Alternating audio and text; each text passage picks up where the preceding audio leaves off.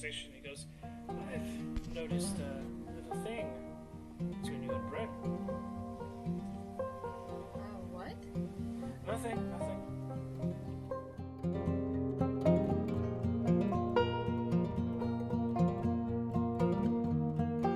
No matter what happens, I want you all to stay together, and I want you to do what you need to do to get out of here. Don't worry about me. Help as you can if you can. But mostly worry about yourselves, okay? I'm not leaving you alone. You can do this. If anything happens, I want to know that you will be okay. I'll be safe.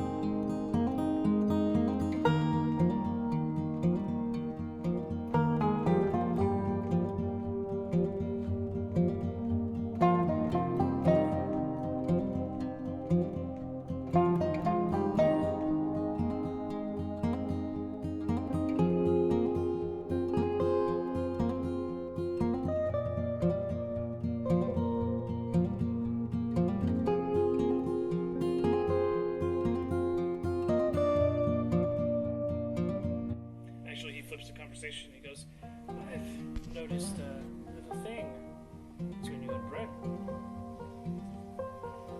What? Nothing.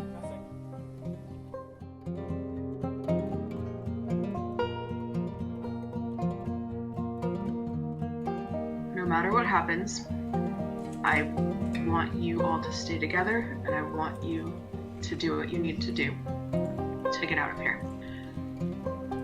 Don't worry about me. Help as you can if you can.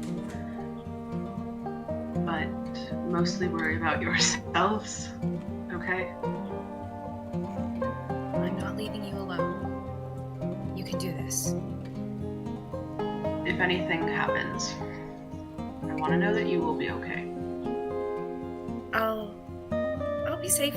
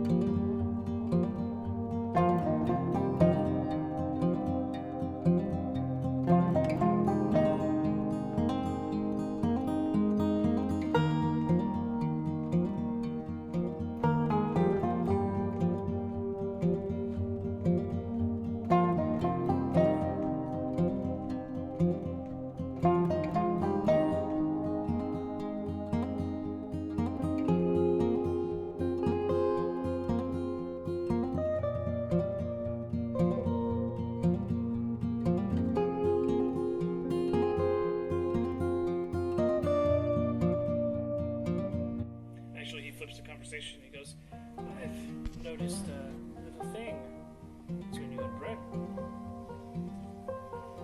What? Nothing.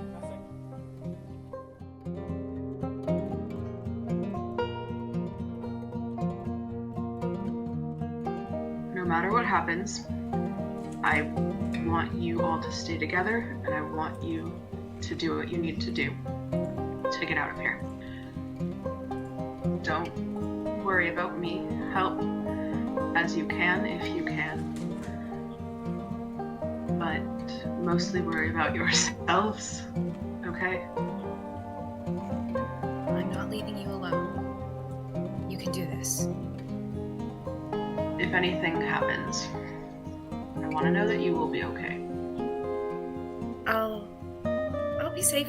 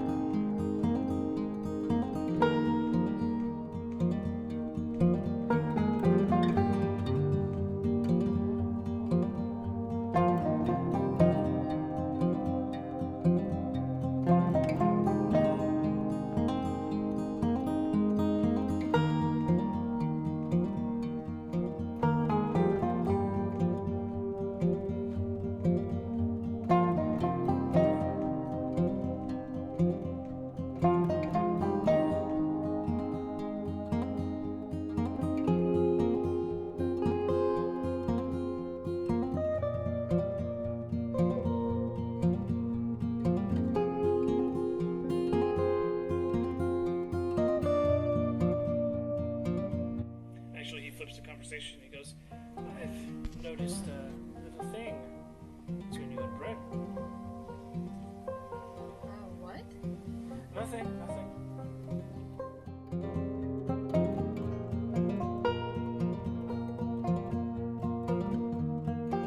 No matter what happens, I want you all to stay together, and I want you to do what you need to do to get out of here. Don't worry about me. Help as you can if you can. But mostly worry about yourselves, okay? I'm not leaving you alone. You can do this. If anything happens, I want to know that you will be okay. I'll be safe.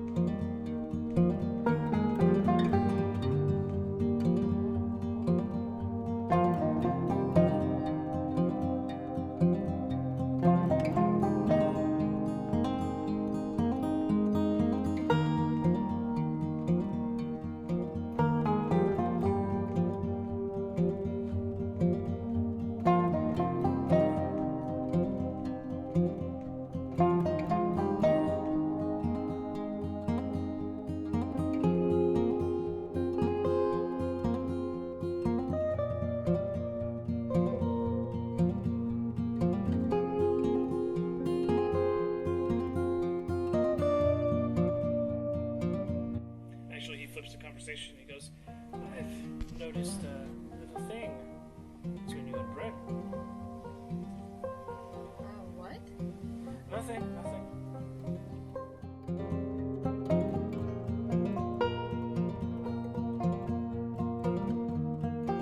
No matter what happens, I want you all to stay together, and I want you to do what you need to do to get out of here. Don't worry about me. Help as you can if you can. But mostly worry about yourselves, okay? I'm not leaving you alone. You can do this. If anything happens, I want to know that you will be okay. I'll be safe.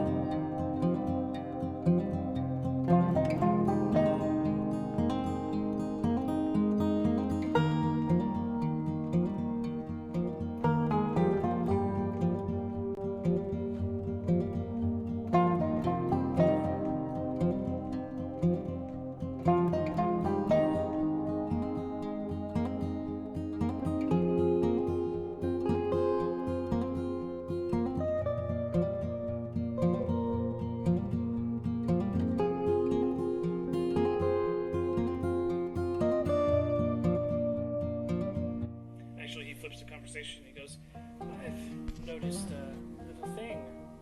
It's your new bread. What? Nothing, nothing.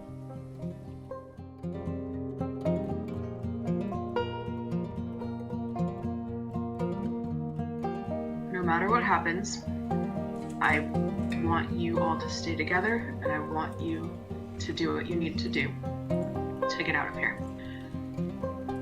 Don't worry about me. Help as you can if you can. But mostly worry about yourselves, okay? I'm not leaving you alone. You can do this. If anything happens, I want to know that you will be okay. I'll be safe.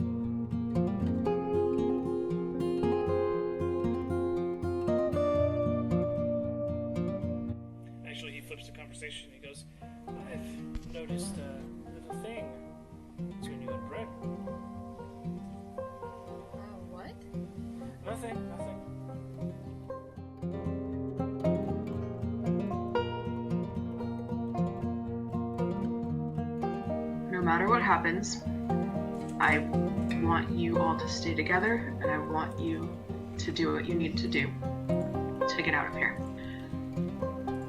Don't worry about me. Help as you can if you can.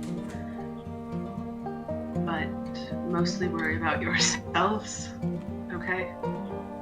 I'm not leaving you alone. You can do this. If anything happens, I want to know that you will be okay. I'll be safe.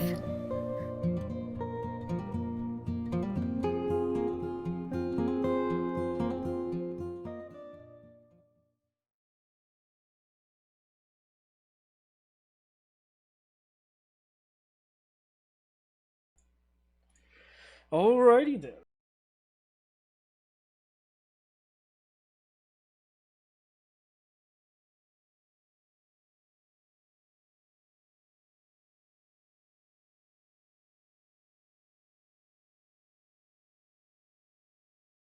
I think I can live with this. Rashi's awake, so she would have seen this happen or heard some weird thing, I guess, maybe. I don't know. You Nori technically casts wouldn't. polymorph in her sleep.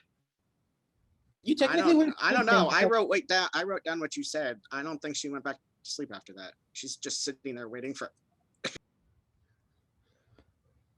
I already Caporn clicked the has button. Caporn has tiny hut, so none of you see what's going on in the tiny hut. I want to.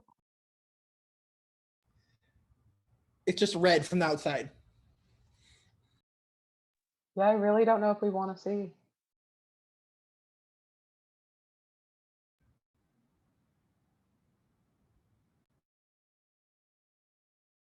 I'm pretty sure it's a group response of no.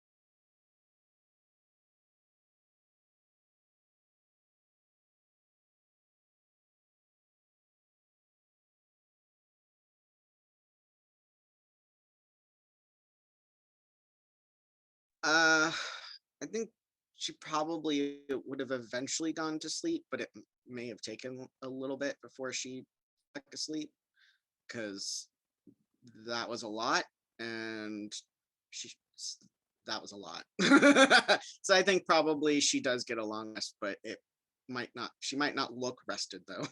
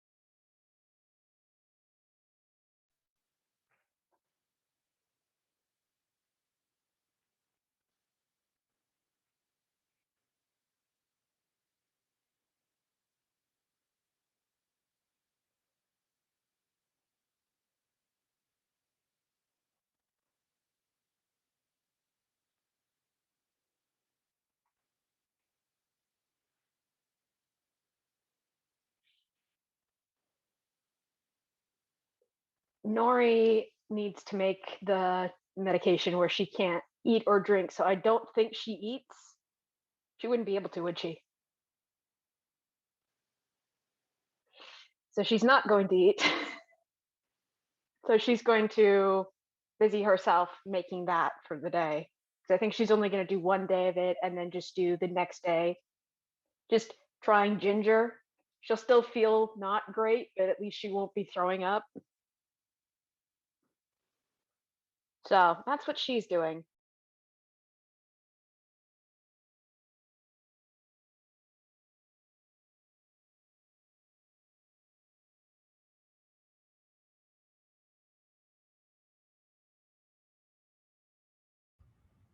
Juan has to go say goodbye to Silver. Oh wait, Silver's at the town. Right. Juan just blows a kiss towards the town. It's like goodbye, Silver. Yes.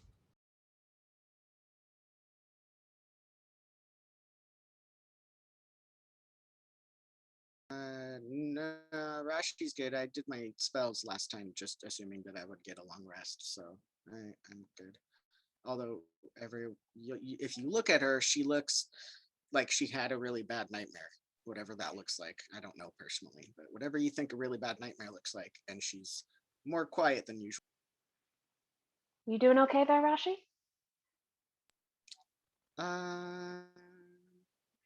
Maybe I don't think we have time to talk about it now, but I had another vision, and it was a lot.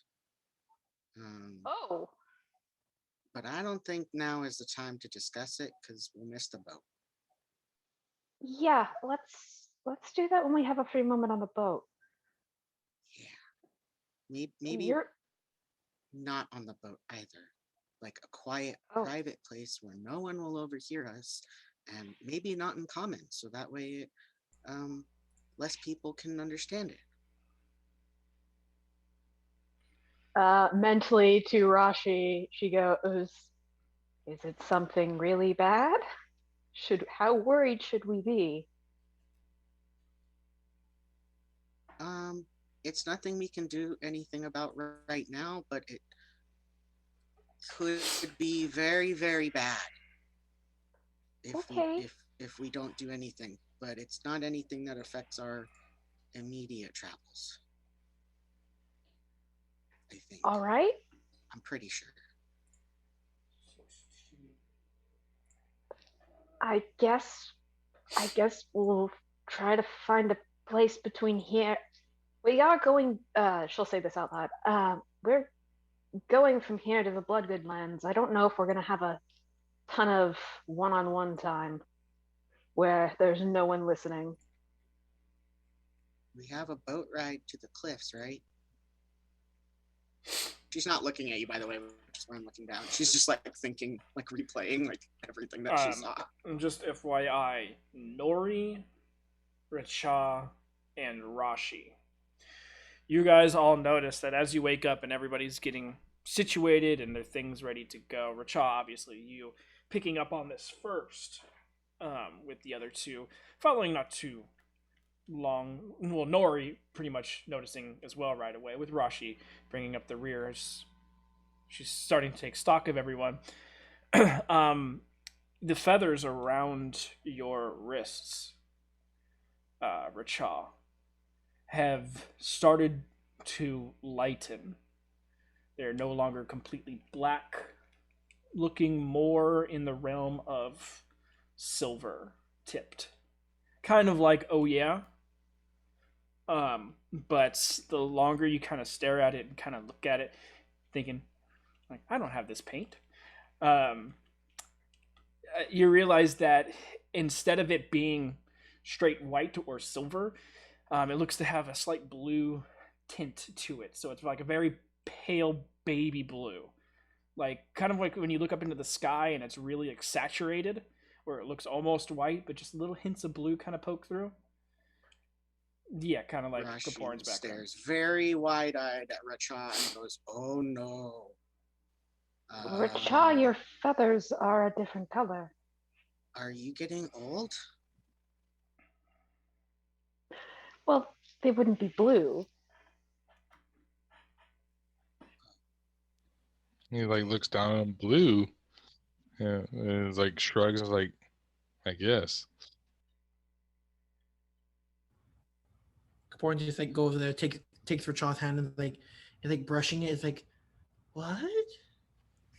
Yeah, we He's just- definitely have to have this talk on the boat on the way to the Bloodgood Lanes, because that, and she points at Richard's wrist, that was kind of in my vision, but not around his wrists. Pretty bird. Yes, you are very pretty. It does look very good, Racha. Rachaw's become a hand model. I mean, at this point, he might as well just be a full damn model. He's got all of Who it. says he is? He is. You guys would notice he's actually not in his armor either. Oh, Richard, I didn't even realize Richard wore armor. Wait, is it? Rachaw has normal clothes besides his armor, correct? Yes, he's not naked. Correct. Yeah, I have traveler's Just clothes. so you know, people wear clothes under their armor, Kaporin. Yeah, Yeah, it Or hurts else that'd be if you very don't. chafy. yeah, it would be very painful. Everyone would have bloody nipples, and that's just not fun for anybody. I mean, everyone have bloody everything at that point. Some people would feel very Be fair. pinched in certain regions too. To be fair, Rachel would have feathers buffering that to some extent. The chafing would rub those feathers off, though, so they'd be very, very short feathers. Oh, does Rachaw still have that bald spot in the back? No one's checked. I honestly don't even remember when I got the bald spot. Yeah, I don't We remember were- that at all. Flashback. We were in the tower or the spire, and we were looking for the two wizards, and we went down all the way to the dungeon, and Right, You and touched I something. touched a body and went flying. I For remember the love that. of God, don't poke it. That was so long ago. He That has was only a flash- couple months. he has molted since then, and tiny, but feathers are starting to grow back. He had that little fuzzy stage for a moment where he just always had dandruff, and then it eventually molted its way through. Just all of us finding, just like a cat finding feathers in her stuff. Like, Racha, damn it. Mm-hmm. Okay, so you guys prepare yourselves and your things. Those who are doing it eat their morning portion of their rations. Those who are preparing in different ways prepare and such. You don't have anything to make hot water, so it's I cold. produce flame. I can do the thing where Okay. I hand my little cup to someone else and say, "This is yours now," and then you use it. I was gonna say if we have like a pot, I can just cast heat metal on it. Well, this way we don't have to use a slot. It's just a cantrip. Yeah. Oh. And also, Okay, who's that got a is true. pot? I don't know. If you have a mess kit, I assume there's like a little pot, not a little pot. Who's but like got a mess pot in kit? it or something. Rashi does. She was in the I military, do. sort of. Hey. I might too. I'm not entirely sure. I have to look through my bag. It's Um, part of the I have one. cleric. You would so- actually need a cook's utensils for a pot. Oh well. I mean, knowing I Rachaw, just- he picked random stuff. Two left shoes and a random pot as a helmet. Who knows? We're still working At off this coconut. point- Okay. I've got. Racha can just Mary Poppins bag anything. I'm like, sure, that seems like something he would To be have. fair, I have like 4 different types of supplies, only 2 of which I'm actually proficient in. But to be prepared is the name of the game for a child. So a mess kit says specifically that the box clamps together and one side can be used as a cooking pan. Yes, as a pan. Would hold a little bit of water. It's like I know a frying pan can hold water. It's probably Yeah. just as much as the cup that Nori's passing around too, though. Yeah, I tried, but yes, cantrip is much better than a slot. I'm just saying. I appreciate it. I'm being So, pedantic. eventually, everyone is prepared in the ways that they need to and want to be before you guys head down to the little dock. The Goliath individual seems to have not moved since the day prior, though he is now sitting kind of cross-legged, staring out to the water. You all kind of pass him to get towards the dock, where you do see a few of Vera's men have started to. They're going through net lines, making sure nothing gets tangled up, and are putting it appropriately, grabbing buoys and things of that nature. Vera herself is not currently on deck or here, but as you guys kind of pass by the Goliath gentleman, you see he must have fallen asleep while sitting there, and he kind of stirs awake, seeing you guys go in that direction, and starts to stand up and stretch himself out, and is just kind of still staring at the water, but looks like he's expecting Vera to show up at any moment. Nori real quick hands the alcohol to Kupari. Yay! He gets alcohol. I get to not eat. Good point. We're not on the ship yet, so he's just gonna pocket that for now. Yes, just And like, don't as we're forget. by the glass- I'm sorry. Just like, please don't forget. Good point. Going points like, forget alcohol? What? But as they're passing the Goliath, Kaporan, just being himself, would of course would greet wave hi, hi. I don't know who you are, but hi. Racha will immediately just go on board and start helping out whoever needs help with the fishing nets. Even if they don't know he's coming, he's just gonna be doing it.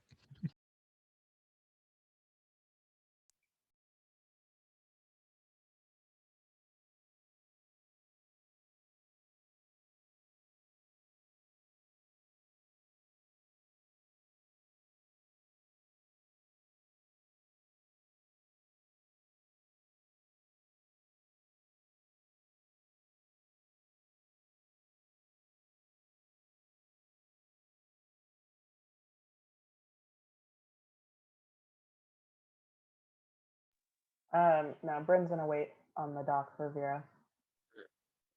Rashi is sort of keeping to herself a little bit more than usual and is just staring down into the water. Just thoughts. That was a lot, you guys. You heard it. It was a lie. Okay.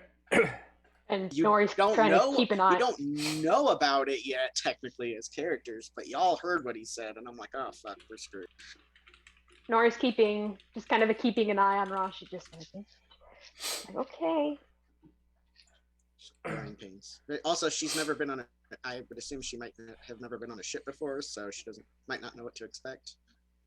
Oh no. If Bryn is waiting for something, she's gonna follow Bryn's lead. We've established this. Yeah, Rashi, I'm gonna go ahead and need a con save from you.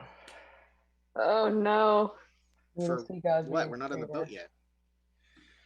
This is just for me to know once you do get on the boat. Yep. Watch her just get a really high roll. Whether I throw up or not.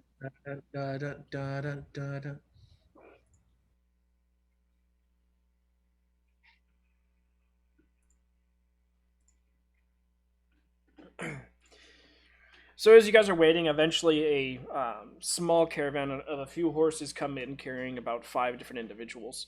One of them being Vera, and the rest being Durgar gentlemen. Following suit, 3 of them get off, while one of them starts to tie the other horses to his horse and starts leading them back the way that they originally came from. Looks like he's the horse taxi. You guys are seeing as Vera is talking with the Durgar that she came with, and they all sort of spread out in different directions for a moment. Some of them going to different cabins, and there's a small little storehouse that's kept off to the side that one of them goes to and picks up 2 barrels, which she manhandles with one on each hand and bringing it towards the dock. You see Vera go over and talk with the Goliath gentleman who's standing there. And he's nodding and talking to her. She says a few more things to him, kind of pats him on the back elbow.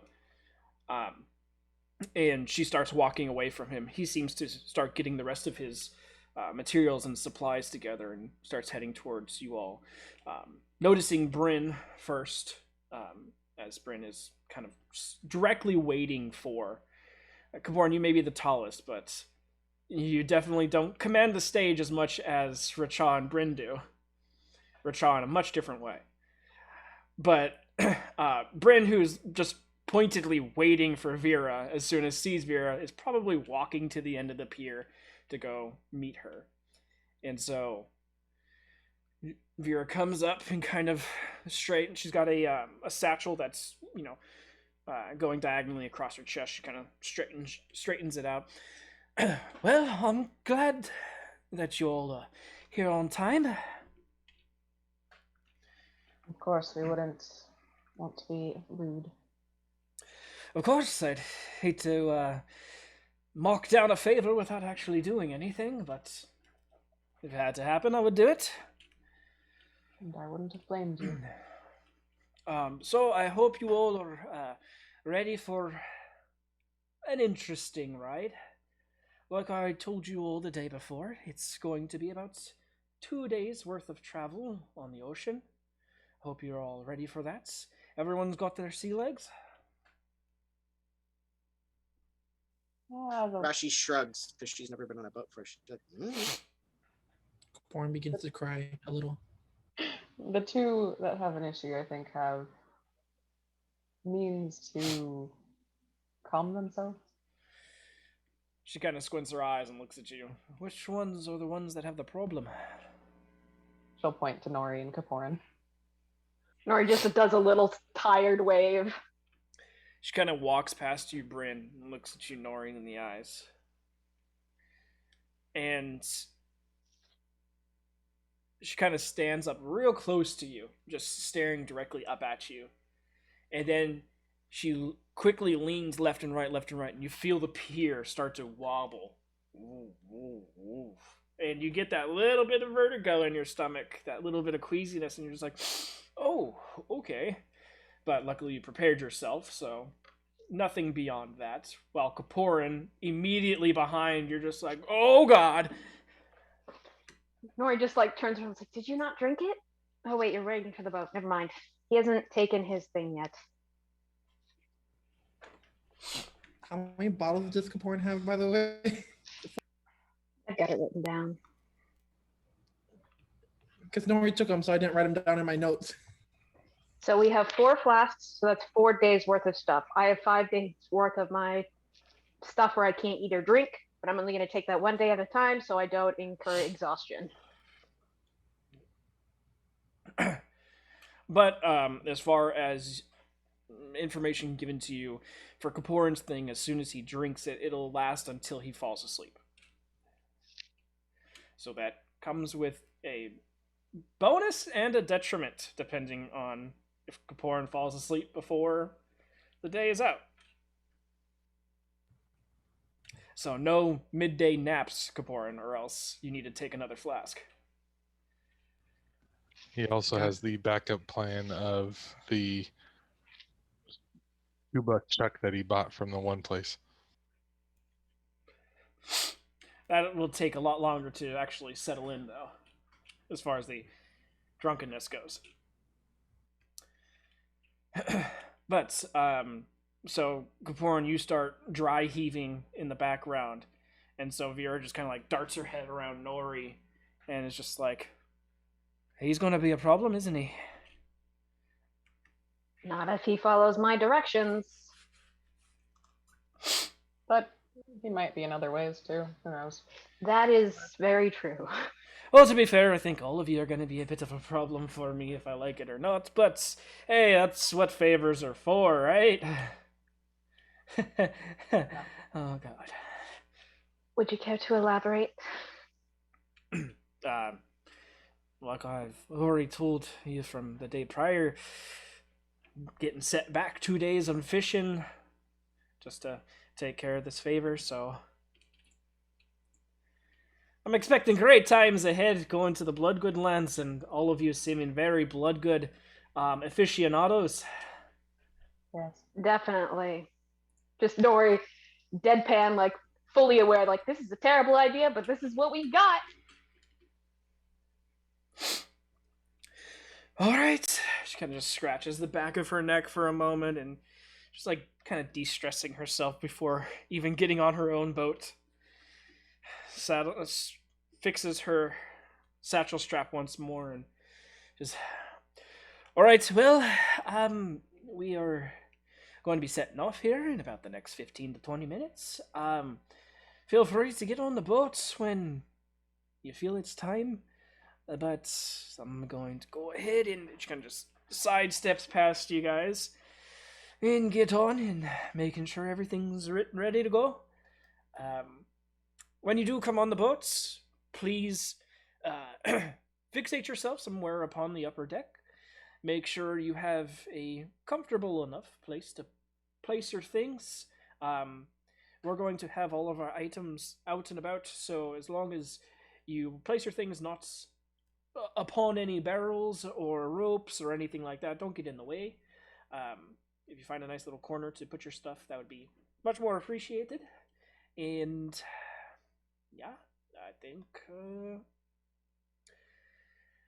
2 days, and then you're no longer a pain in my ass. And with that, she just walks past and gets on her boat. Rashi will follow suit and find the most out of the way corner that follows her directions as possible and just like hug her bag and weapon. She's not going to put them down because that vision was a lot and it's very bothering her. So she's just going to like be as out of the way and tiny as possible.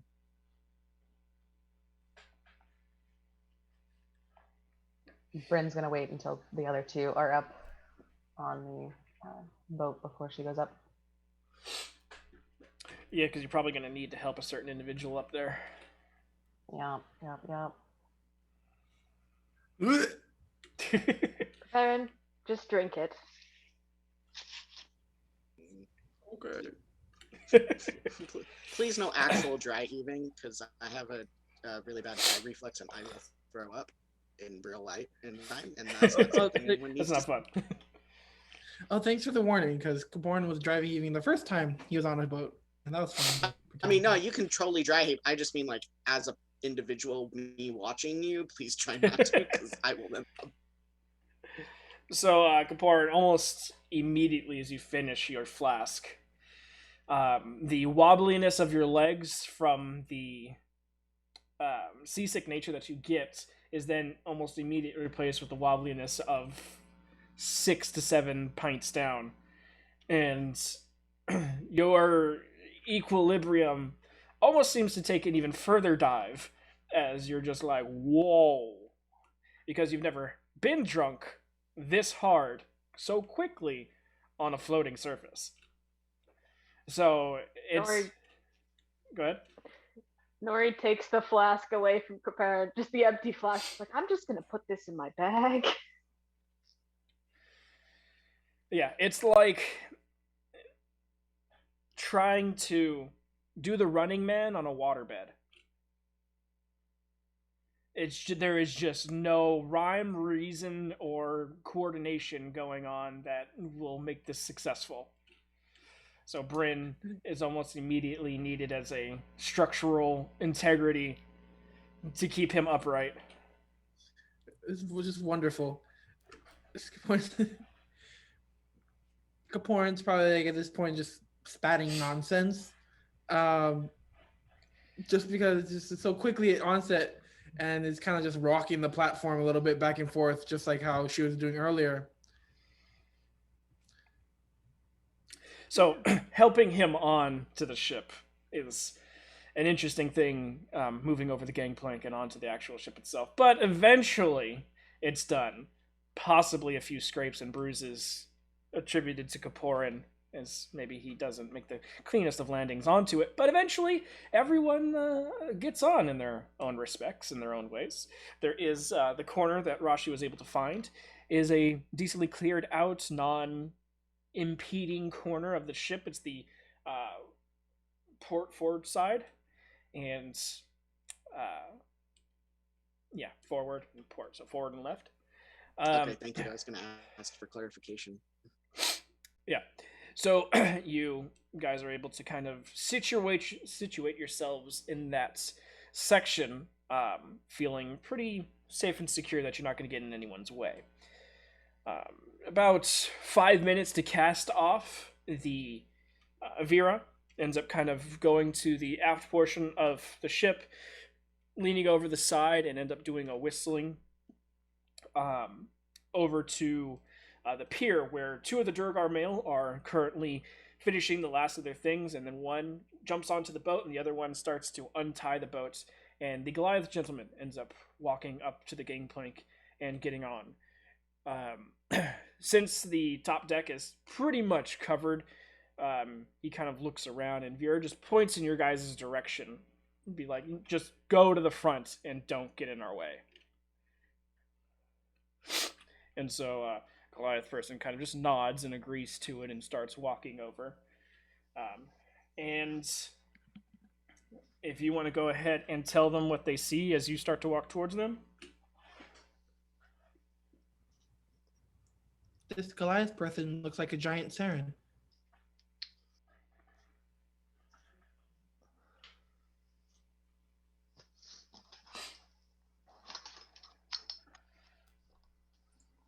Not quite, but Yeah, hold on. Let me get my audio fixed. yeah, we have your audio, no problem. Is the camera. There it is. Ooh, someone got fancy lights.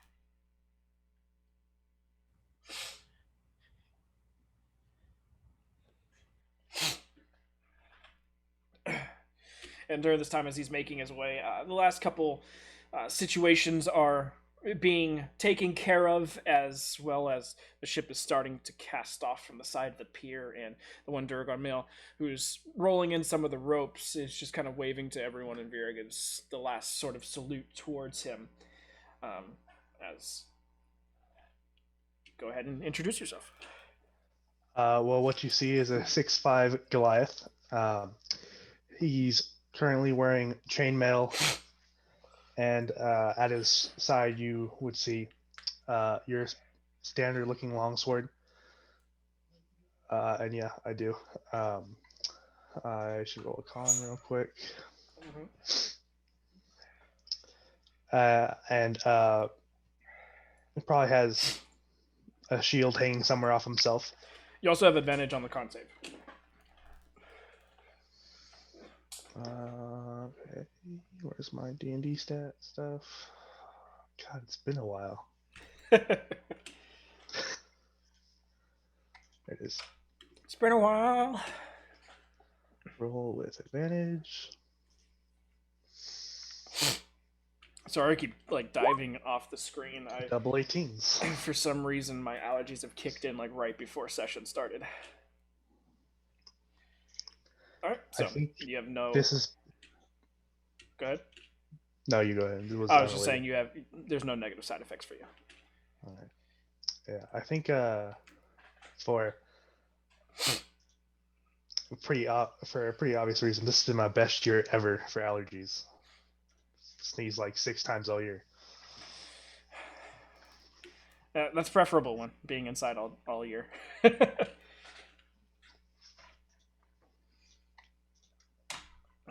All right. Go ahead and you start to walk over. Vera has kind of directed you towards the rest of the group to kind of stay out of the way. The craziest portions of any sort of ship time is when you guys are leaving a dock and when you're entering a dock. So at this moment in time, masts are being unfurled. Remember, this is a two sail boat, but none of the masts are large or big enough to hold a crow's nest. Again, sorry, Rickshaw. But people are, and they're all Durgar, so it's an interesting sight, though Rashi is more accustomed to this. You guys not so much, especially ship-wise, because the last ship you guys dealt with was Goliath-based. So now you're going from a very drastic difference in perspective, from 6 foot into 6.5 foot individuals running around to now max 310 running around, trying to do all of the same things. they don't seem to be struggling too much, as the Durgar are very hardy individuals, but it's still a very interesting sight to behold. Before I forget, since I'm assuming I chartered part of the ship, do I need to take anything out of my starting gold? No, you're fine. I calculated that in.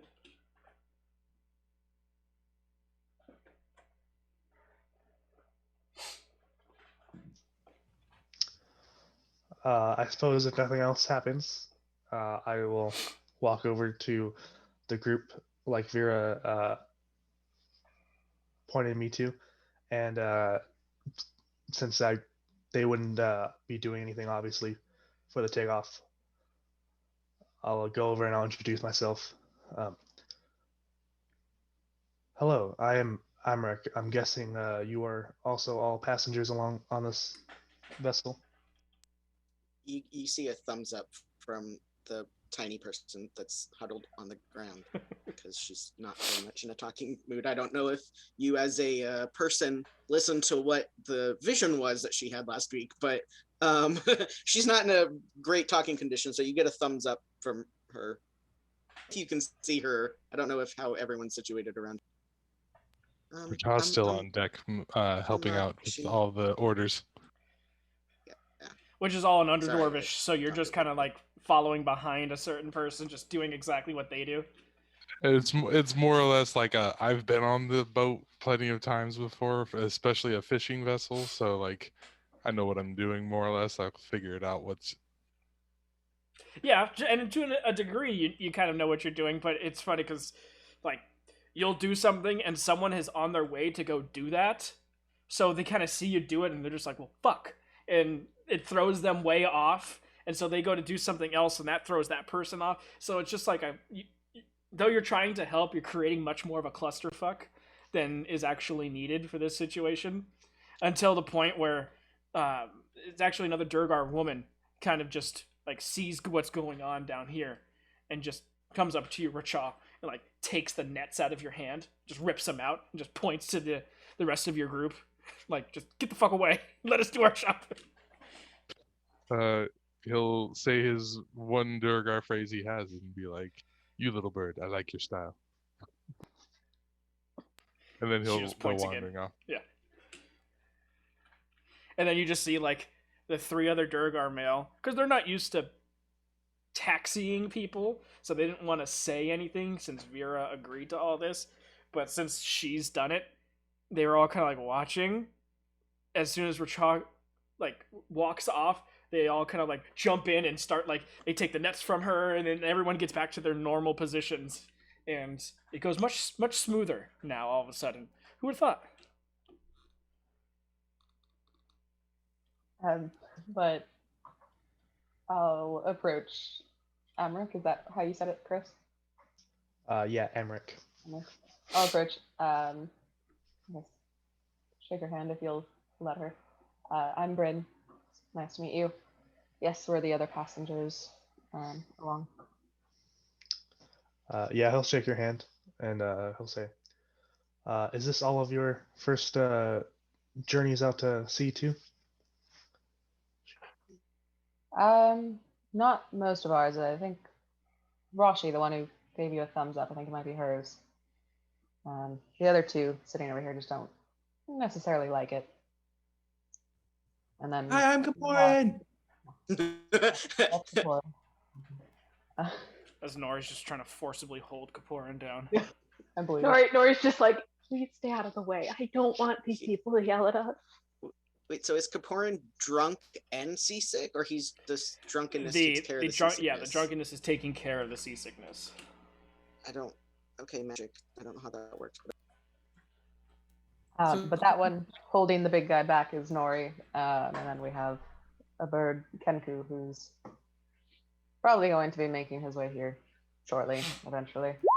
Probably going to get kicked out of whatever he's doing. You all turn around and there is no bird.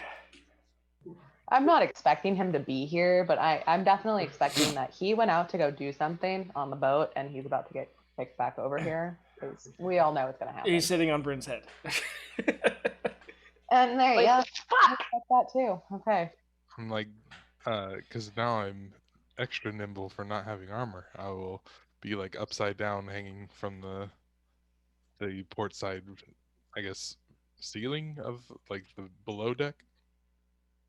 Nori just looks up and it's like, what happened to you last night? Funny bird, hang upside down. Yes, Koparin, I know. Say because it's only a single deck ship, you're probably on the front, Oh, okay. the bottom half of the front mast, so the crossbar of the bottom of the sail. So long as it doesn't feel like it's gonna break under my weight, yeah. No, you're not wearing any armor, so it makes you much lighter.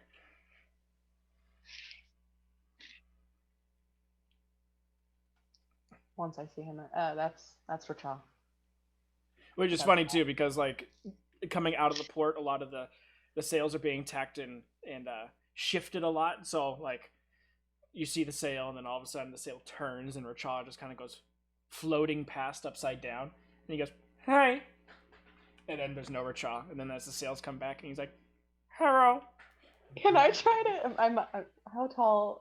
How far up is he? Are we able to get him down? He's like him upside down is about head height with how you're standing right now, so it's literally just this bird face and beak upside down, just like passing by.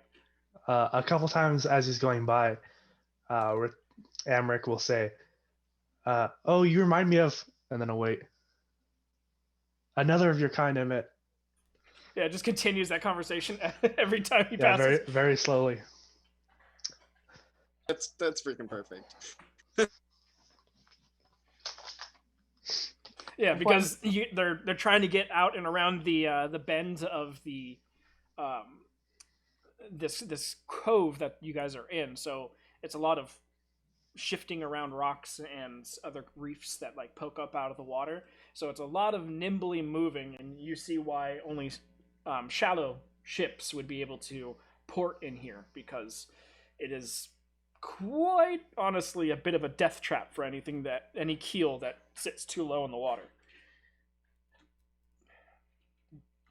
But yeah, so quite a few times Racha just floats past, back and forth, back and forth. After Armic and his conversation are done, or whatever he tells him he needs to, I'm gonna ask Racha to get down. I will do a backflip off the thing. I am guessing that with the 19, Rashi passed her Yeah, you're seasickness fine. test. Okay, I figured, but I just wanted it to be sure. I was gonna be so sad if Amric failed his, but this already shows the departure from how horrible Saren was with saves. I mean, you said Yeah. you rolled 2 18s? That's pretty good. One bad con. I think I got like a 10. Just middling you sad roll. barely passed the being Kaporin style sick. Yeah, so I'm functional, but I'm not happy. God, could You're you dis- imagine if you both were like Kaporin? Oh lord. Oh, jeez. You guys would be broke. Nori would end up just wild shaping into a mouse because mice can't throw up and just chilling there the entire time. Just dry heaving. Yeah, sounds fun. No, mice are physically incapable of it. They can't do it. They just sit there and feel sick. I don't know if that's better or worse. Well, it means less to clean up. Like a comatose rat just sitting in the corner. Just upside down with the legs twitching a little bit. I think it'd definitely feel worse for the mouse. But eventually, yes, Racha makes a variable flip off the mast, landing next to Bryn. And out of nowhere, Kaporin just finds a white sign with the number 10 on it, and she's like, 10 points. And then throws up on the back of it.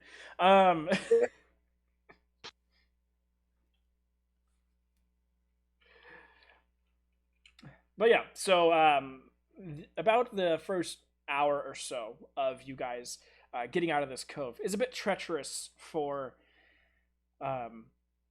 anybody else, but these Durgar are very well accustomed to dealing with this, so they already have the path kind of laid out before them. There's a reason why they leave at a very specific time when the tide is just right and currents are going in just the right ways, and so Takes about an hour, but eventually you guys are getting out into open water where the sails are calmed down, fully extended now, and you guys have picking up speed.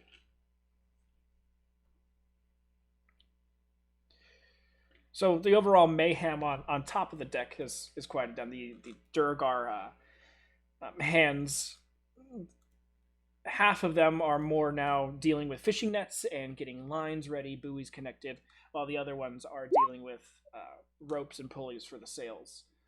But Vera has not left her post behind the main the steering wheel, and seems that she's going to embody this position probably for the entirety of the trip.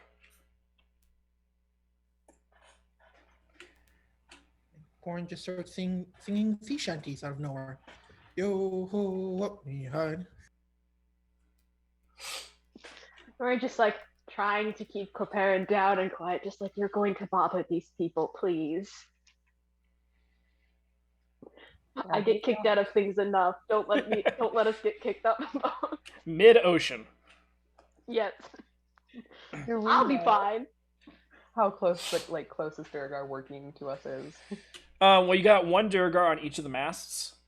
And then, so altogether you have 7 Durgar besides Vera that are out and about upon the deck.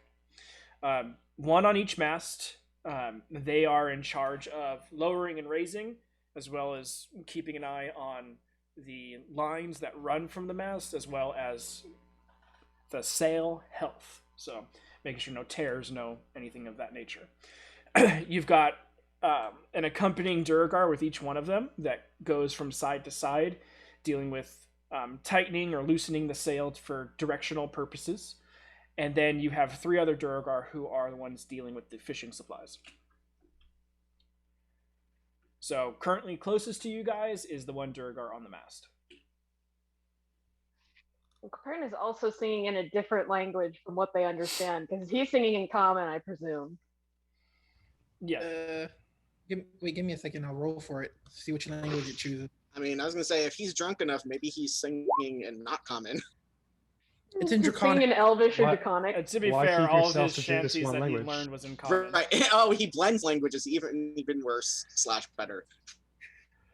It's like half in Draconic and then half in Elvish, and then like for some reason he throws in like a celestial chorus in there, and just makes it all flow. No longer rhymes, no longer keeps in phonetical sense, no longer keeps in time. He's just completely fucked it up. But in his mind, he's still going. Because all of his songs that he learned were in common. That's what he was taught. So this is him translating in his head and singing at the same time. So sometimes it takes a moment before he remembers it, because he's drunk as well. So it takes a moment before the translation really kicks in. So, and at some points, like, there's sometimes words don't translate very well, but he's already like stuck to Draconic or stuck to Elvish, so he just comes up with a random word that sounds correct. Like all of a sudden he's talking about how the wind blows through the sails, and then he's talking about strawberries or something. It's just very fucking all over the place when he puts things together, because it's just more of whatever the fuck goes off the top of his head. It's like, but the word baby is always in English, regardless of the language. Yeah. Perfect. That's exactly how Coparin would be right now. Oh boy. But yeah. This is going to be a long ride. Oh dear. So as far as this goes, I need someone to roll me a d10. Amric. Sorry, we are on the water, so a d8. God, I thought you were gonna. My first. You said D8. D8. D8. Ooh. Middle of the road. So you guys are traveling across the waters, and luckily when you guys started, it was a partly cloudy day. And as the day progresses further, the wind picks up, helping your guys' sailing in your direction, but it does clear out the clouds from the sky. It becomes a little bit annoying, not so much overwhelming or anything of that nature, but it is a bright, sunny day. There is no impedation, but there is a bit of a sunburn-esque feeling upon the majority of you all, as anyone who spent any time out on the water knows that extended periods of time on the water on bright, sunny days usually means double the burn. Well, if it matters, Amric right now, he and I forgot to say this earlier because I forgot he had them, but he would have had a pair of goggles on his head that looked like they had a sort of metal plating around the eyes, and they looked very avian in nature. Uh, he's wearing those, and when it's not getting in the way, he's gonna be standing at the edge of the ship, just staring out at the ocean. Titanic style. Who's the king of the world? Okay. Avian meaning like aviator shades, or avian meaning bird-like? If you want to look at them, they're in my inventory, and there's a picture of them on there. Okay, cool. Because I can't. Because I learned last week that.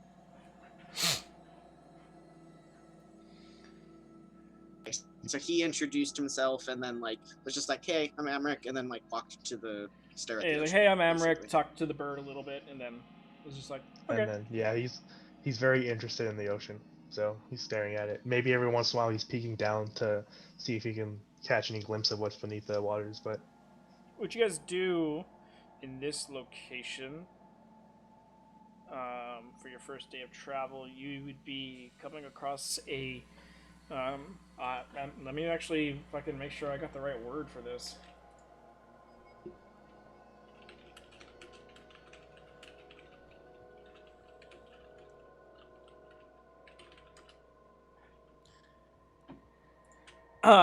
So you actually are accompanied, your ship is accompanied by a creep of tortoises.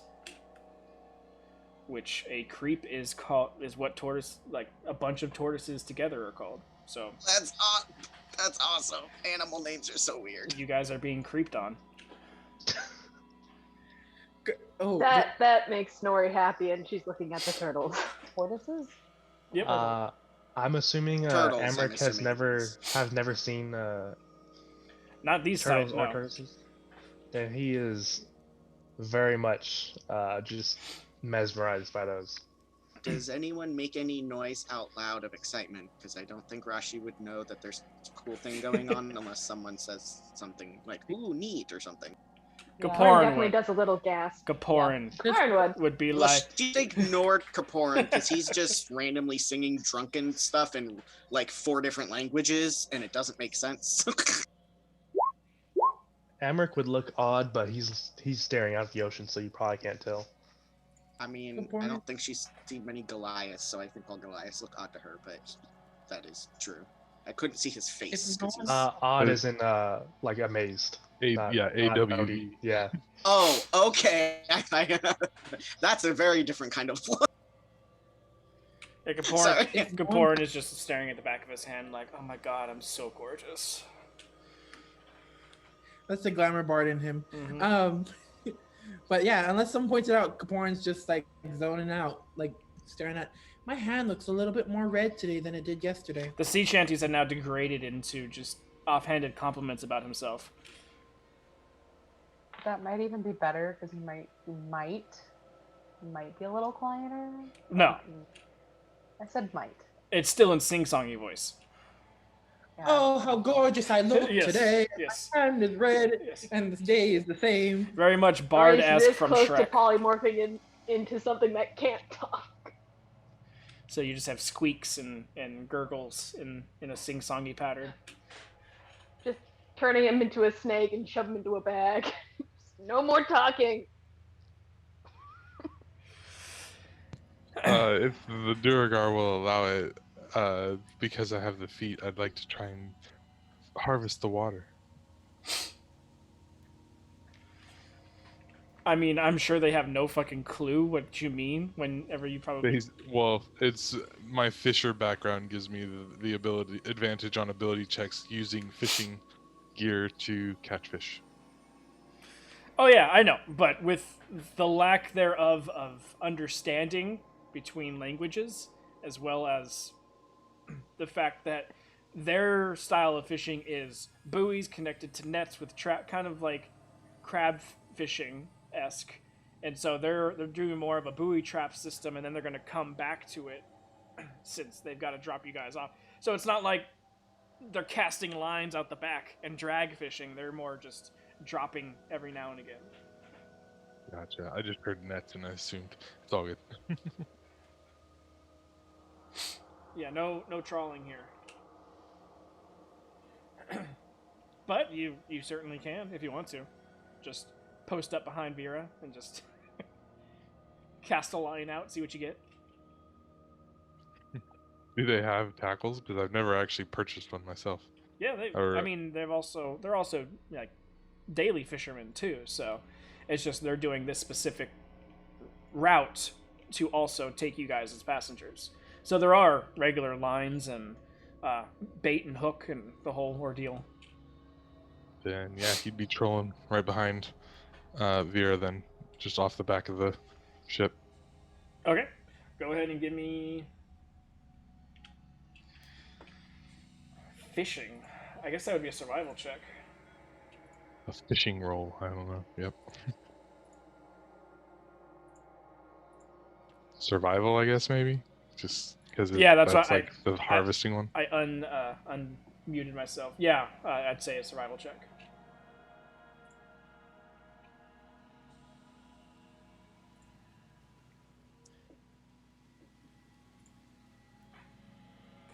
All right. Anybody else want to do anything or discuss, talk, do, feel, take inner thoughts, ascend to higher beings? Anything you want to do while you're on the ship? Amric is very mesmerized. He's been waiting for this moment for a while. Eventually, Rashi does kind of stand up, noticing that everyone's kind of peering into the water or out at the water, except for Kaporin, who's, I think, still on the ground, looking at his hands for some reason. And we'll also look into the ocean and see the creep of turtles. I'm gonna use that every time I can now. Creep of turtles. Horn has pulled out his mirror that he keeps in his disguise kit and is now glaring at himself in the mirror and possibly shining Nori in the face. yeah, both at the same time sounds about right. Rachel, by And the Nori hasn't eaten, so she's grumpy. So that's fun. Rachel, by the end of the day, you're gonna come away with. Actually, roll a d6 for me.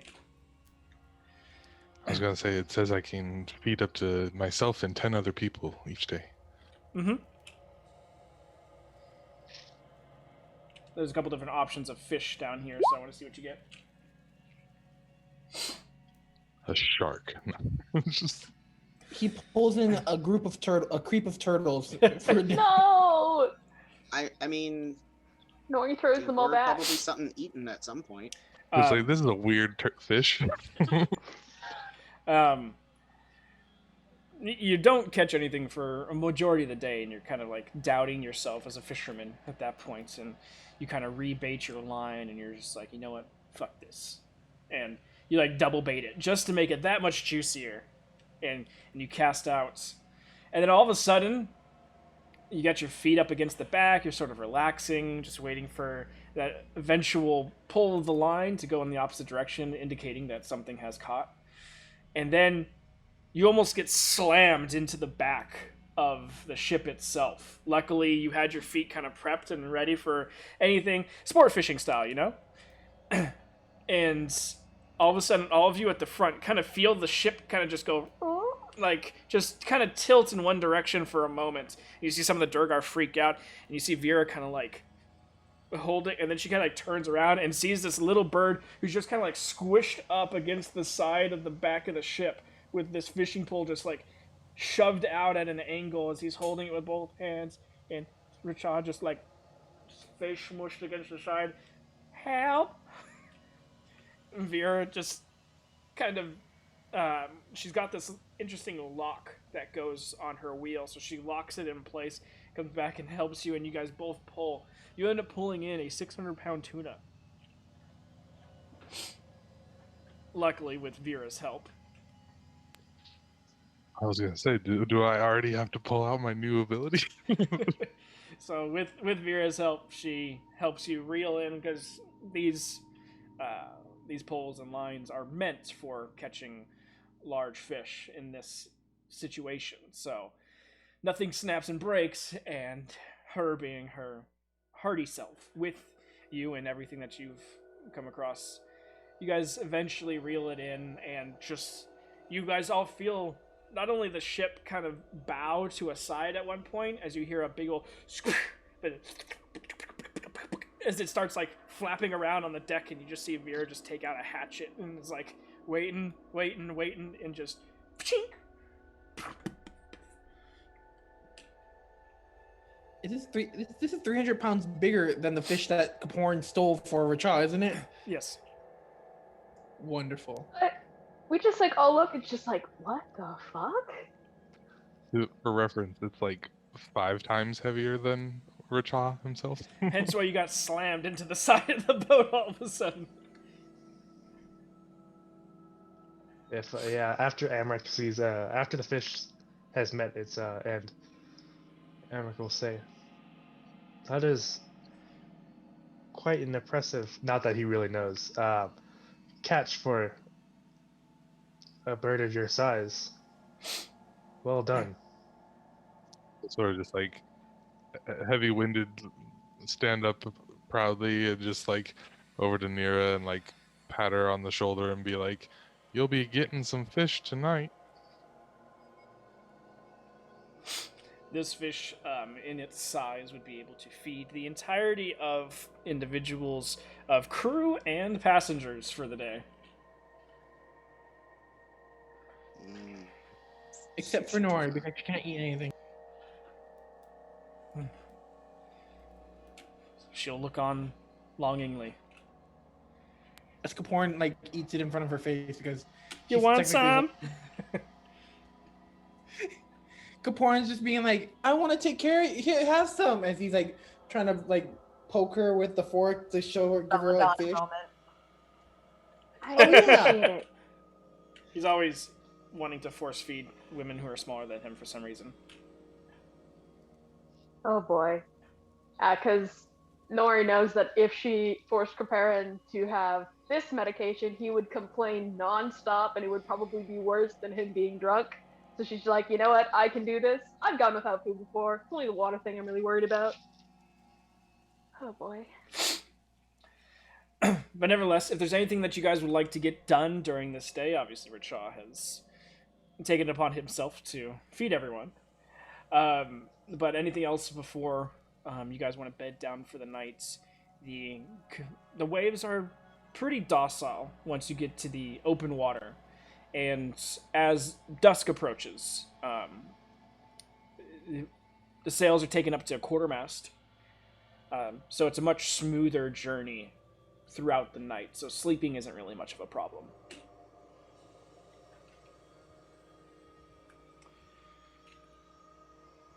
Since it's so light outside during the day, Bryn would just take time to look at the runes that she can see easily, just to see if she's like, have any of you fuckers changed, kind of thing. Because she's like, God damn it, now I have to check.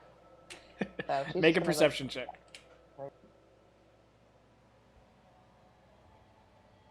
Kaporn, in his kind of like half drunken state, is also like holding within his hand, kind of out of the Nori's view though, under his cape, the necklace that he had swiped earlier from the day before.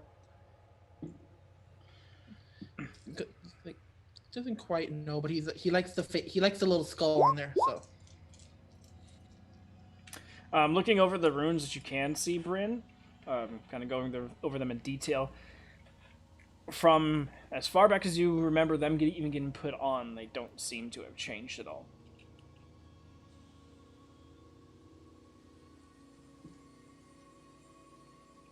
But again, these are the ones you can see. ones that I can see, yeah. Yeah. The very simplistic ones. Yeah. And she'd probably just take the other time, because I'm assuming she would have to do drawings for a little bit.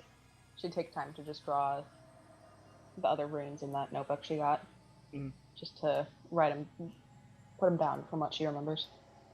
Yeah. Kaporin, go ahead and give me a disadvantage perception check. Okay.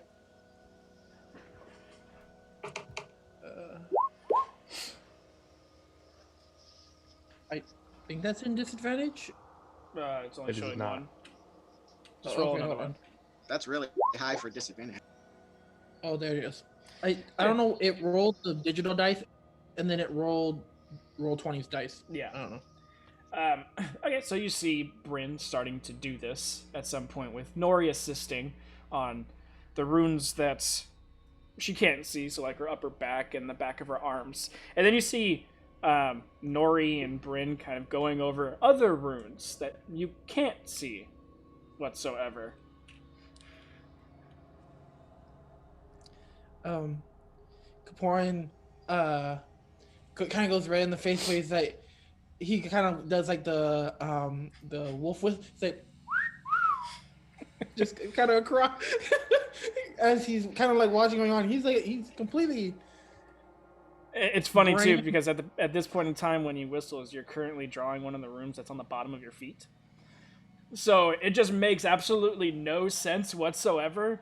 You're just like, what? You just see Kaporin just like over there like, He's drunk, so I'm just like, I have no idea what this guy is trying to communicate to me. yeah. Kaporin's like, who knows? Maybe Nori has a thing with feet, and that's why she's helping her. Maybe Kaporin has a thing with feet. He's the Kaporin one who has wolf a thing. whistled. Kaporin has a thing, but it's not that thing. Kaporin has a lot of things, to be fair. Very true. Very true.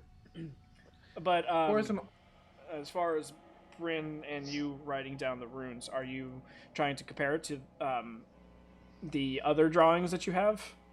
The ones that you and Nori did earlier? Yeah. Because you'd done all of them that night. Oh, okay, I wasn't sure how long that would have taken, I guess. Well, I'm sure at the point where things have changed, you would have taken the time to go ahead and make sure they were all done. Yeah, but still, it's a lot of runes, even if some of them are small. Yep, But the yeah, smallest one would fit on the end of your finger. And the largest of all the tattoos is the flowers. Good to know. Yep. The flowers in length from stem to petal is about 2 feet long. And from side to side, from petal to petal, it is a foot long.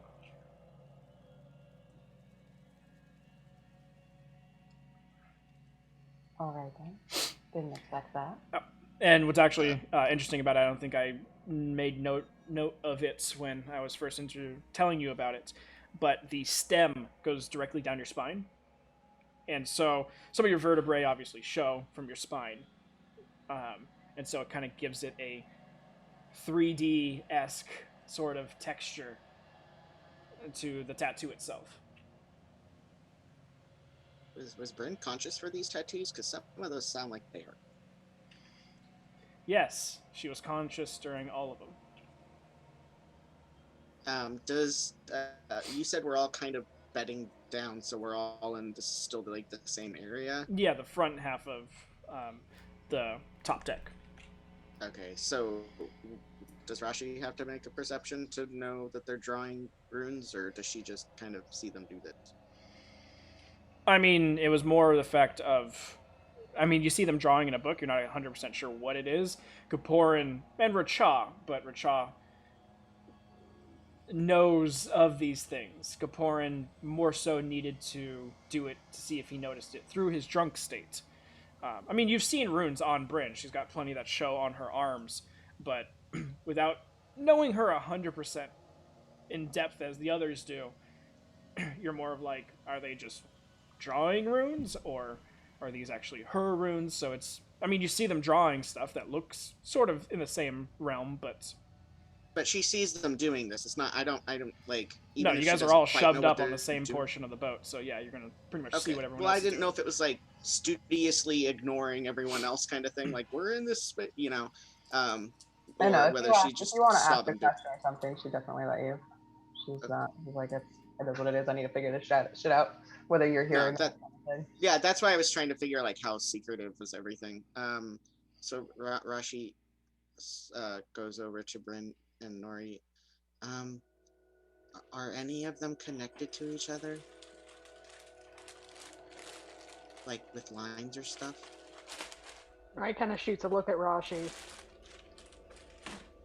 Well, they weren't when I got them. No, none of them are connected to another. Okay. Like, did that change, Nori? No? Damn it, woman! I need you for certain things. They haven't changed, I swear! They're not connected. What aren't you telling me? Do they make the shape of a penis on my back? Don't lie to me! Why would I lie to you? Flowers technically have both reproductive parts, so kinda does have a penis on her back. Artistically, they're Thank not you for used. that. Thank True. you. Thank you for that. Yeah. Sorry. Yeah, that's wonderful. That's a very unique way to look at it. I mean, she also technically has a vagina on her back too, so Bryn's good to go. Either way, sorry, derailing. You said, okay. Someone said no. No, none of the runes are connected. That was. Yes, I know you know that, but I was rolling. I know, but I was also answering for the girls because I'm sure they were gonna be like, "Are any of them connected?" And I'm like, "No, none of them are connected." Well, she just got Gotcha. 2 new ones, so who the hell knows if they're connected anymore? Okay, so but none of them are connected now. No. Okay. It's That's important to keep track of. We have to keep track of that. It's part of my vision that I haven't told you all about yet because we haven't had a moment really. Wait, Oh, how Do in we wanna depth do are you that going now? on the runing, by the way? Like, are you checking all of your runes, Bryn? No, I'm not Okay. gonna check all of Alright. them just because some of them, no. Yeah. She just strips down. I'll be like, whoa! yeah, that's Corn really starts whistling then. Rachaw's standing over by Amric and is like, just gestures towards them as like people having sex back in the day. of course. He's not totally sure how to respond to that comment, but he knows the rest of the group is busy. So after all that's done, he's gonna strike up a conversation with Rachael, but it might take a minute. So Oh dear, this should go. This should be splendid. Yeah, I don't know whether to talk about the vision now or whether we should wait till we know if our traveling companion is part of our group and Gaboran's sober, because everyone's Amric isn't involved in my vision, but doesn't mean he's not a part of it. Well, I if it's think a vision, Gaboran should be sober. definitely. We are about to head into the Bloodgood lands. If you're having visions, I would like to know more about them before we go into this very dangerous place. Oh, I just had the one, but it's been a while. I thought it was a dream at first, but this is a very What about this, complicated vision. Rashi? This doesn't matter who's around. Do you think it's something that's going to affect us within this next month? Or do you think it's going to be something that's down the road that can wait? Well, a little of both. There's some stuff that I was shown that hasn't happened yet and needs to happen before everything, and then there's some stuff that, okay, so don't get alarmed, but the long and short of it is I need to kill Barnabas. Like, Not even a question. Okay. I guess I don't need to, but apparently so I'm supposed to, and everyone's supposed to help. So I don't know what the timeline is on that, but there's certain stuff that I was shown that needs to happen that hasn't happened yet. So I really hope Rashi whispered that. yeah, yes, she would have. No, she's not going to say it out loud. No, she's being quieter than she usually is. Like, she wouldn't have been like, I have to kill Barnabas. You're Like, stage she would have, whispering, okay? yeah, it's been like, Just screaming and just sort of like, who's Barnabas? when have you ever, when has Rashi ever yelled except that one time at Kaporin because they almost got her banned from her own freaking home? Fair. And she apologized to him for the outburst, but that's like the only time she's yelled so far. No, she would have whispered the Barnabas, I have to kill Barnabas part. If it helps, my vision is from Mithranim, so it's from a solid source. Okay. Fact check true. Well, if you want to wait until Kaporin is sober, that might be a while. Yeah. I understand. I understand that you want to wait until that, but it's obviously taken some type of a toll on you in the last day. So if you need to talk about it, talk about to someone who you trust, or maybe Nori, and you two can talk since you can. It doesn't have to be out loud. Oh, okay, that's true.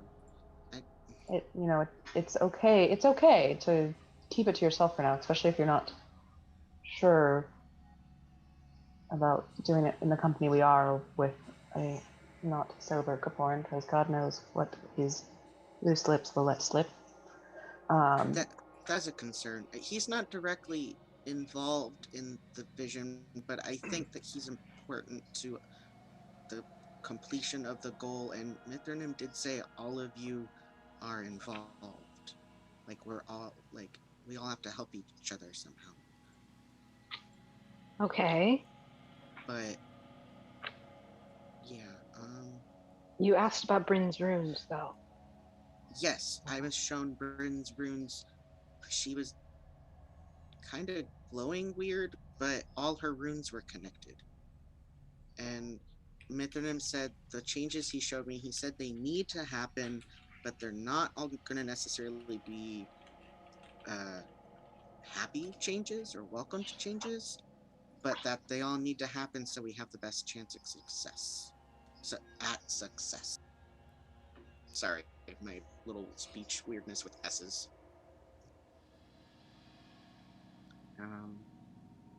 But Was yeah, was there anything else? I think Nori looks at Bryn real fast and goes, have there been any other Valkyrie that you've known of that have had tattoos connect? Well, would I know of other ones that get connected or randomly, or if they? As far as they you get know, not really. You never heard of tattoos taking on a life of their own. But, I mean, Great. that's more of a personal thing, so not a whole lot of... That's like... It's a personal question That's people like don't want to ask. asking another person, hey, how was your poop today? It's a very private and personal thing that technically you can talk about, but no one is ever comfortable talking about. especially to a stranger, like you might ask your toddler or whatever, but yeah, or your toddler will tell you just freely anyway. But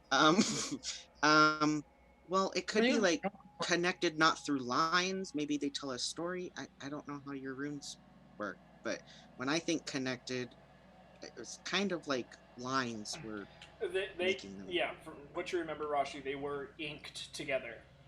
So yeah, it was like lines ran through all of them. I don't know how many you have, but again, there's not a timeline. Things are already, he said things are already in motion, but there also wasn't like a, you need to get this done in 3 months or else kind of thing. Although I don't know if Mithranim be would say that anyway. I don't know. It's the first time he's ever talked to me, but he's given me visions before. But Richard's thing is his beak feathers will be white. Let's stop there, Rushy. Just okay. we don't need it all right now. I think your first concern was a good one. I think maybe not talking about it all right now. So I appreciate you letting me know what's going to happen. If that is true, it might have started then, since I've had one change already. I'm more concerned with the fact that you and now me kind of work with this individual and or for this individual, and uh, they're very important to uh, the world changing in a good way. Like their actions aren't, but like the stuff we have to do is. Mentally to Rashi, she goes, tell us more about this later. I agree that things are dangerous now. If you have any other sensitive information, let me know so I can pass it along. Because this is kind of the only way I know of where people can't overhear. Or at least people have had a peace. I'm not sure about that. Okay.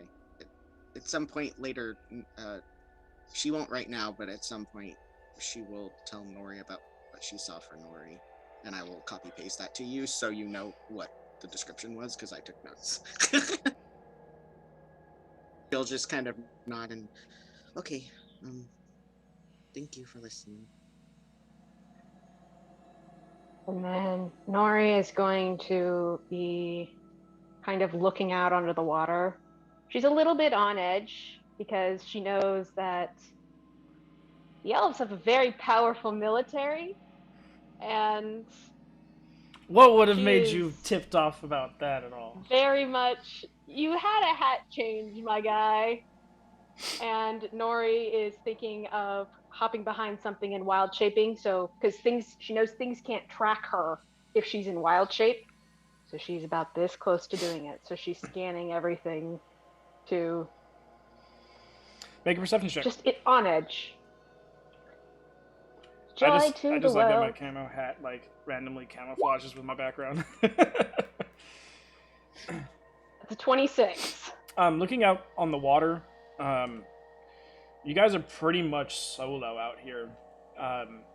After you guys left the cove and maybe about 3 hours into your travel, you were within sight of another fishing vessel from the same little dock town. But it veered off and went south while you guys started to cut around and head north. Um, one good thing about being in the this portion of the Jade Sea is that the Elven Armada is very relegated to protecting the area between the coast and the cliffs. So there's not a very high chance of seeing Elven Armada down here, especially since the elves and the Duragar don't necessarily get along. And this is still Duragar coastline that you guys are currently off the coast of. So, in that regards, though you're on edge, you still have a safe corner of your soul that is like, if the Elven Armada are here, there is other reasons why the Elven Armada is here. Like, even you being a prize to some individuals. If they're willing to go this far south, something else is fucking going on. So, looking upon the sea, it's almost like glass around you. As the sun is setting for dusk, it gives a nice pink and orange glow across the sky and across the water as it's reflective, but pretty much unbroken for miles around in all directions. Yeah, Nori is aware that she is not a priority and she doesn't consider herself worth that much, but it's still something she's keeping an eye on things. Mm-hmm. Yeah, and Amric, if you do want to end up discussing with Richaw. Yeah, while that conversation with everyone else was going down, Amric would have sat down with Wichaw, and he would have started the conversation like, it sounds to me like, sorry, I keep looking at Val's camera, and his top half of his head is just disappearing. But he'll start the conversation like, it seems you and the rest of your companions have been traveling together for some time. You seem to know each other fairly well. How long has it been, if you don't mind me asking? Weeks, months, years? He'll just nod and go, "Wonderful traveling companion," and then think for a little bit and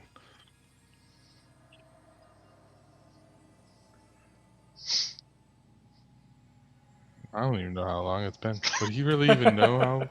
It's been like 3 months, roughly. Yeah. Well, it's Yeah. been 2 months since JJ, and then it's the third month to travel down to Jadeport, roughly. And then Obviously, all the time before JJ, which would have been. being with obviously Kaporin and Nori would technically be your longest traveling buddies here. With them, when you guys completed everything, you're looking at about the little over 4 month locale. So when you kind of teamed up with everybody and started heading across, when they headed across, so when you met Brisa, it was cold season had started already, and it was already a few weeks in. Each season roughly uh, being 3 months long, and you guys are now decently out of, and you're in the warming season. So about the 4 month mark would be sufficient. Uh, 4 months.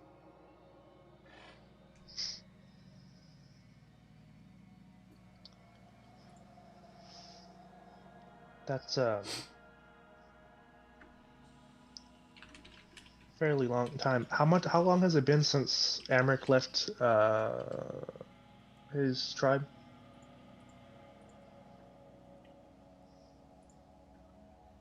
Have you moved Amric into the campaign yet? Yeah, he's in there.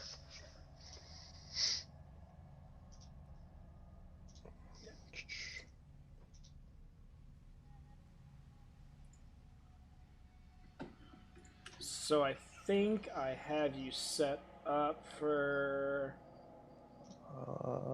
Did it say? Yeah, okay, so altogether, since leaving the tribe, you're looking at about 9 months. You spent a lot of time with the Zilson tribe. That's fair. Actually, I've been traveling alone for quite some time, and was I've only met Kenku's once before, right? Just the one other time, unless it was like an odd Kenku. No, yeah, it's just that one location.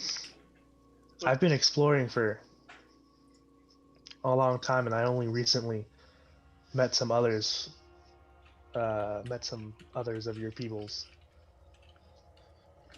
Perhaps you would know them. Uh,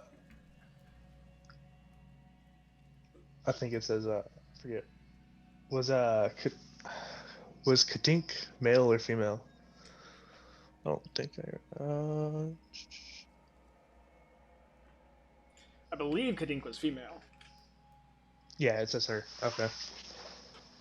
Is it like a cheers clinking sound? I believe it says Sound like of a a hammer hammer striking striking an an anvil. hammer. Yeah, there it is.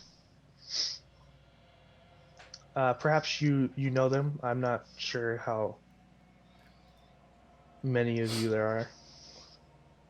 Uh, it's not from my backstory, so do I know this person? Yeah, you do know Kadink. Go, mommy. He'll just nod. The flock.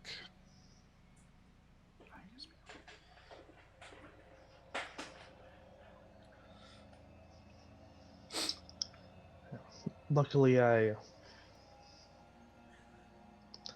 already have, if only small, some experience translating the way you guys speak.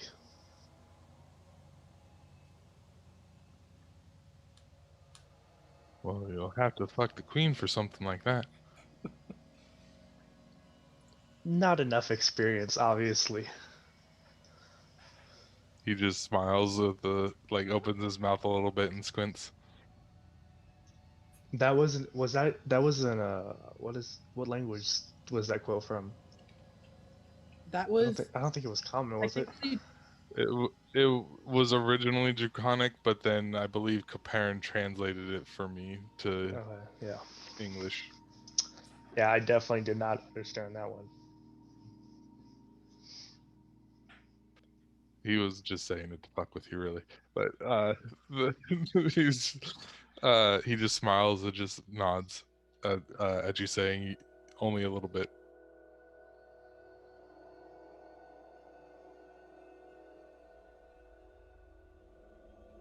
It's nice to have a traveling buddy.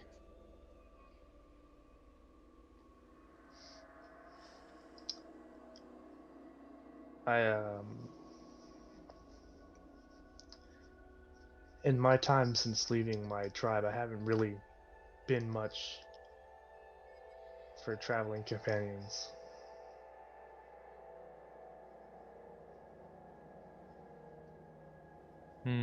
Quite.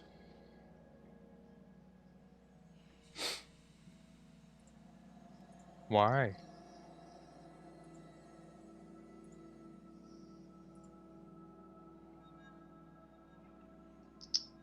Couple of bad experiences, you could say.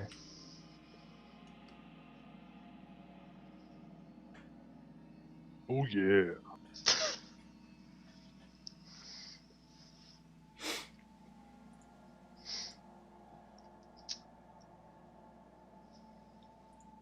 What is if you don't mind me asking, what is your group's uh purpose for traveling out here on the waters?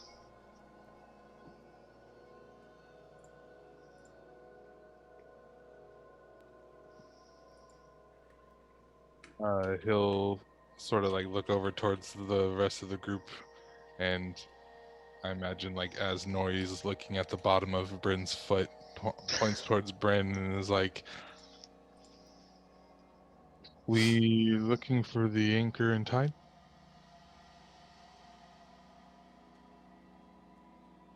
I'm guessing that doesn't sound familiar at all.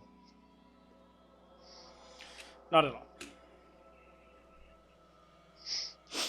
Well, you know what an anchor is, and you know what a tie is.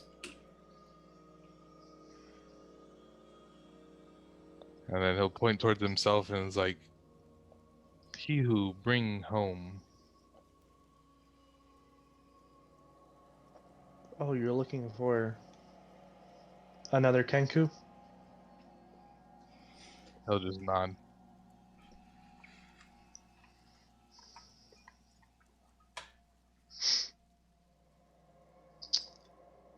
Well, I've never met Hihu, but I suppose I could keep an eye out. Uh, he won't. He'll say something in Barnabas's voice of some fisherman in the lowest island of the cliffs.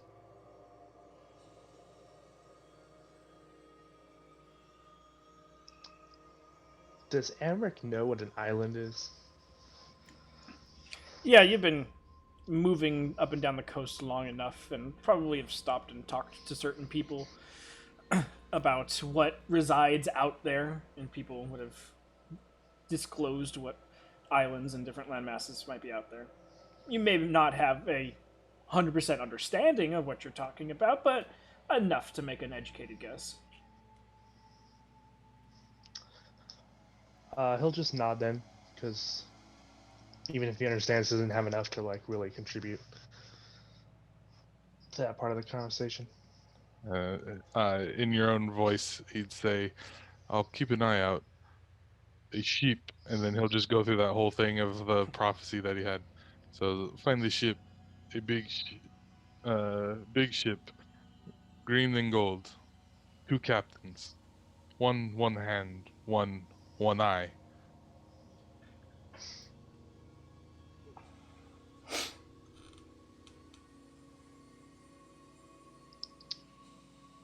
Very very specific.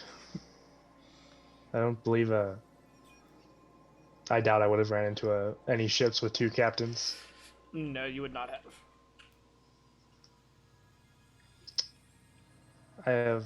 I haven't yet heard of any ships with two captains. You might have trouble finding one of those. Yeah, that's probably a good plan.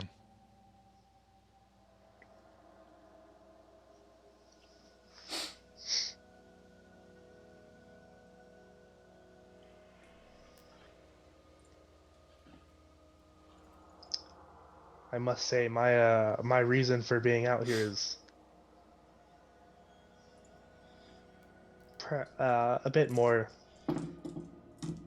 selfish than finding someone who's lost. It must have been when was the demon thing 3 or 4 weeks ago? The one that Saren died in, or the one way back when? The one that you witnessed from a distance. Yeah. That would be about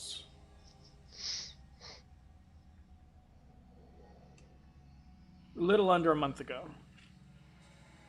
So roughly 3 weeks and some change. Growing up, I had never seen anything nearly as vast as the ocean, and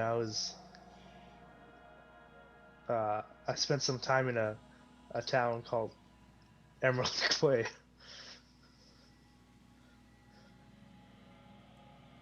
And just as I was leaving, there was this huge beast that came out of nowhere. And then something from the ocean dragged it down, and then I must admit, ever since then, I've been equally terrified and mesmerized by the ocean, so I've been wanting to explore it for some time, or at least a small portion of it.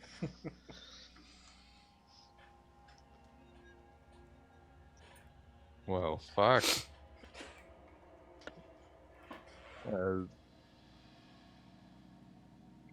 Demon, he'll say that, like you said, or would you have referred to it as a demon? I guess.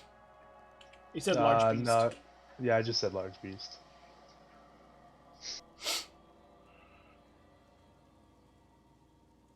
Large beast. And he'll have like one hand up and then the other hand up. Anchor and tie. Jadeport.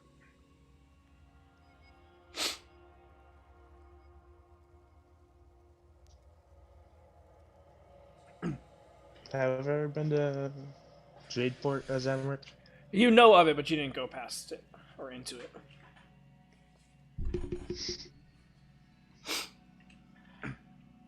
It was supposed to be on your routes, but after seeing a giant beast, you took a small detour.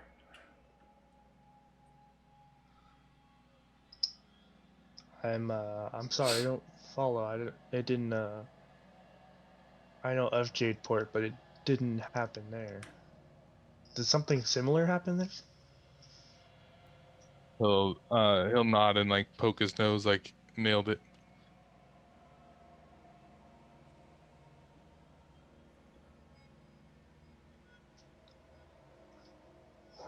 The ocean is truly a very dangerous place then.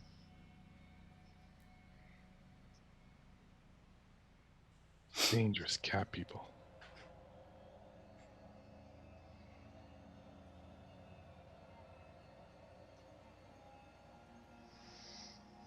Indeed. And he'll just nod. Indubitably.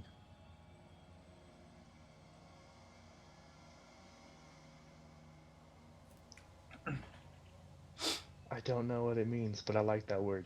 Indubitably.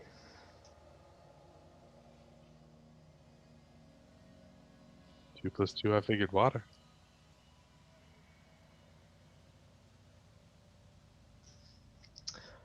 He shrugs, and then if Rachad doesn't say anything, he tapers off into a silence.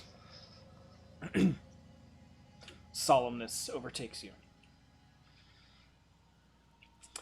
Kind of like poke your glasses and be like, do they look like the ones that I've found at that shop that we got kicked out of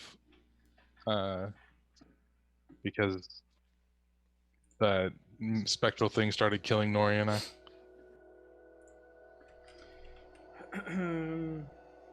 No. Okay. These are much more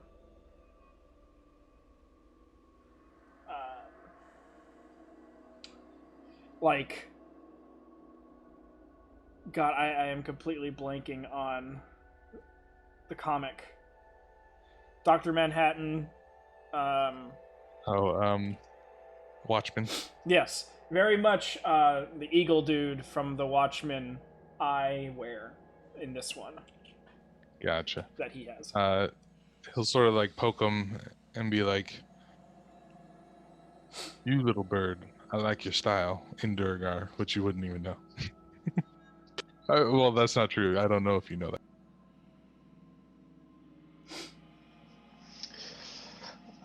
Amric will give no indication one way or the other. And he's going to, considering that.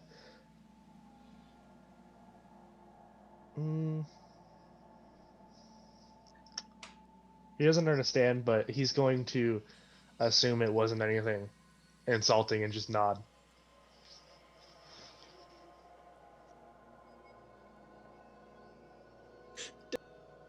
Does Ratra actually say it in Durgar, or does he say it in what Rashi would have translated it to mean? I don't think it was ever actually translated to him. He would have said it as the Durgar said it to him directly after that fight where explosions were going off. Okay, that makes it better. So with that, as dusk is starting to overtake and the oranges and purples are now really setting into the dark blues to blacks of the sky. Two lanterns get one on each mast gets hung up as some of the deckhands are staying awake throughout the nights. Vera has locked the helm in its position, and the others are rolling out bedrolls and getting ready for a night on the ocean. Anybody want to do anything before settling down? Or he's like, I can do that too. And in what's it called? Dancing lights is just like twirling above him now. It's like lights. Roll a d20 for me. No.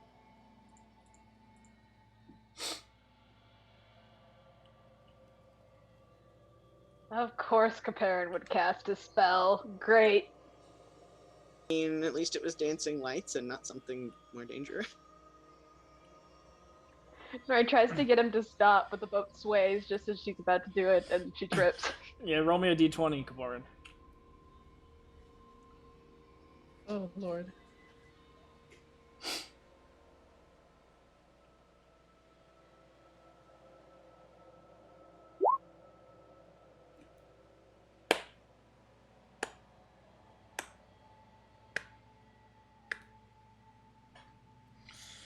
All right.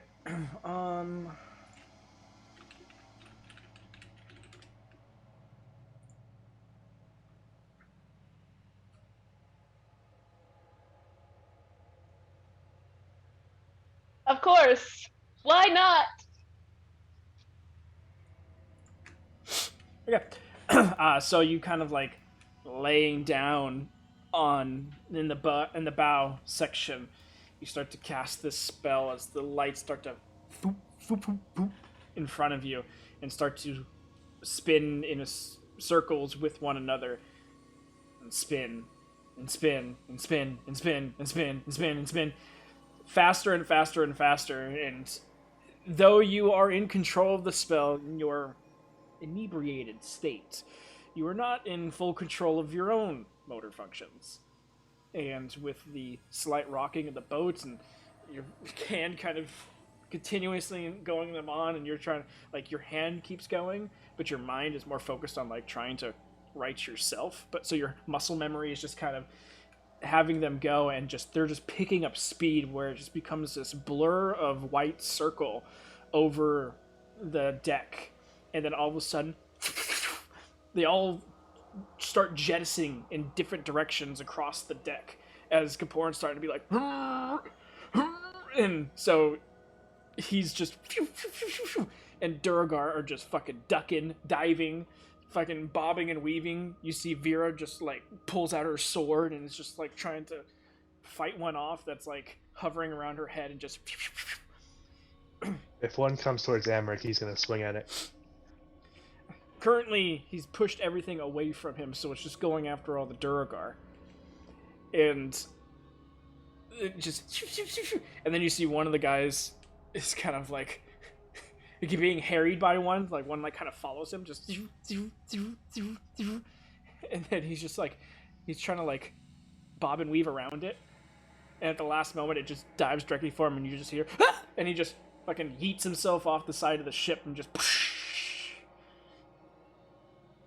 and this kind of like snaps Kaporin out of it as he realizes he's basically chasing all the other Duragar down on the boat. And then two of them just hit the deck, and Vera's just still just trying to slash at the other one.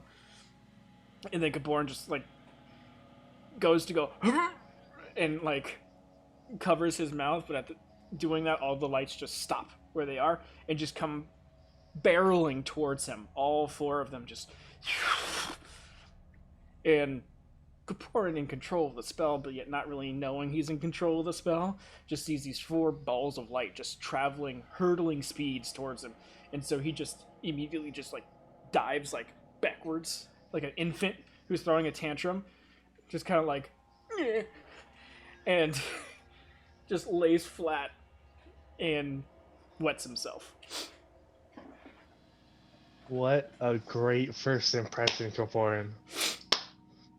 Rickshaw will immediately like try and go get the person. Like maybe he can fish him out. He'll try Yeah, to like. Nori wants to go run Well, they to try to get this man. They dropped an anchor for the night, so the guy is already pulling himself back up through the anchor line. Rashi is face palming so hard she will have a red print on her face at some point. And is just muttering curses in Durgar and under Dwarven and Elvish, because we established she curses in Elvish. I mean, with realizing how with how Kaporin acted, would anyone kind of, I mean, besides recognizing the spell, would they realize that it was Kaporin doing it? Luckily, because of how... since they all kind of jettisoned at you and scared you half to death as well, they're not immediately assuming it's you. So Vera is kind of like, because as they jettisoned towards you and you kind of flew backwards, you turned it off at the same time instinctually. So one Durgar is also getting the other one out of the water, and one Durgar kind of runs over to you, Kaporin, and is like patting your chest, thinking you took a hit, basically. And Rasha, you hear him, "Are you okay, son? You okay?" And he's just like touching around, trying to feel if he's bleeding or cut or wounded, and then kind of like gets to your pants, and it's just like,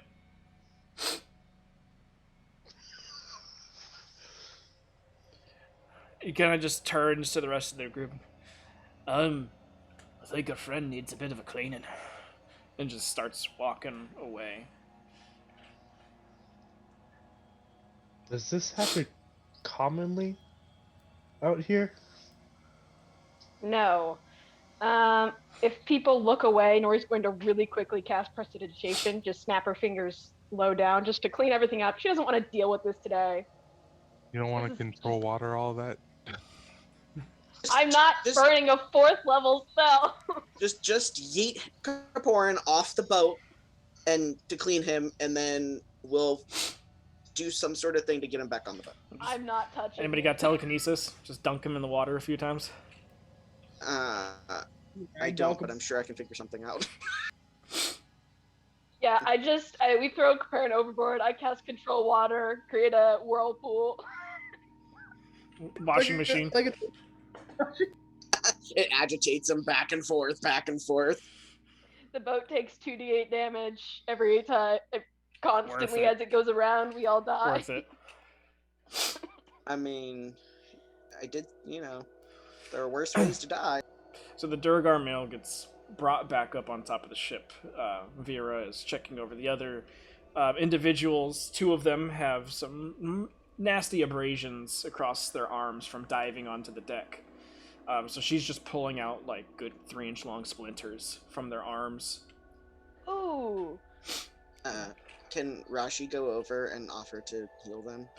Yeah, I mean, it's not actual damage. It's just all very surface stuff. Hey, Bryn can help with that. She has experience with that. She can help. Triage. Bryn just... Yeah, Bryn just like... Bryn. She sees it. She like kind of like dips down for a second, and as she's like coming back up, she's pulling on a white handkerchief with a red plus sign on her forehead, ties it in a bandana, and just starts running. I'm just imagining she's like looking for like potions of healing at this moment. It's like trying to pull them out of her pocket or something. But nevertheless, they're the only ones that took any sort of painful work. The other one gets up and starts to get dried out. It looks like one of the other Durgar here does have magic of some sort, and is moving. It's the female Durgar actually. She's moving her hands kind of up and down the male Durgar, and you're seeing distortion in the air between her hands and the Durgar's body, kind of like that heat effect. So you're not sure what exactly they're doing. Nori, it kind of looks like the gust cantrip. So he's getting air dried pretty much at the moment.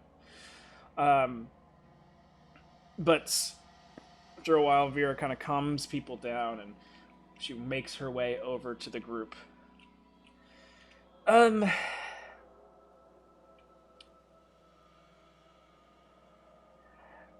I didn't think this needed to be said, but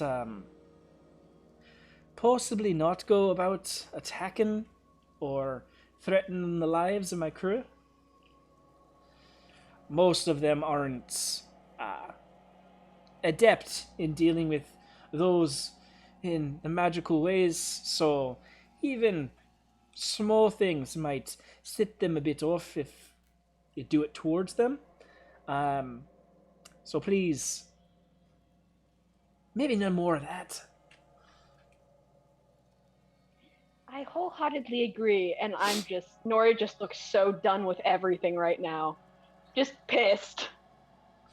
I'm hungry, I'm tired. She kind of... But at this point, just... Yeah. Vera, I'm sorry. Vera kind of just purses her lips and nods in your guys' direction. Because she doesn't know who it was. And so, it was just... She understands it was magic. Maybe doesn't understand exactly what magic it was, but knows it most likely originated from this source, since they don't have many magical people on their boat. But with that, she kind of just nods and walks back to go back to her bedroll and possibly finally fall asleep that she was trying to do. Can Rashi take out her rope and go over to like tie Kaporin's hands together?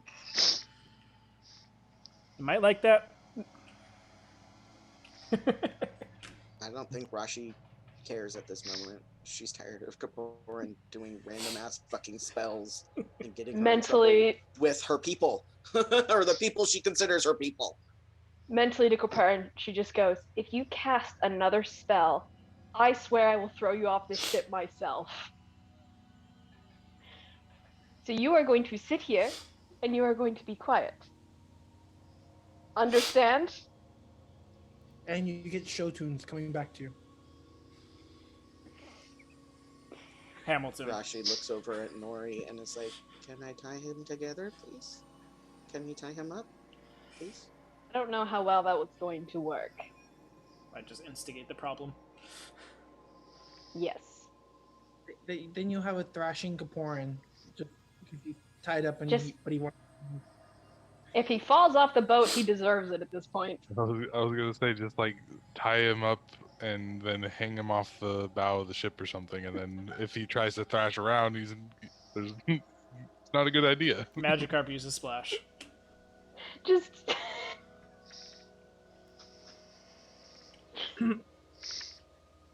Blame it on the alcohol? You weren't drunk the last time you did something that almost got us kicked out and in trouble. That's not an excuse.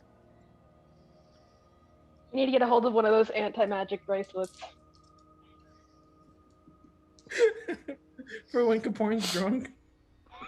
Yes. Sure. Or When he's feeling drunk. feeling a little too impulsive, maybe. Like, not in battle.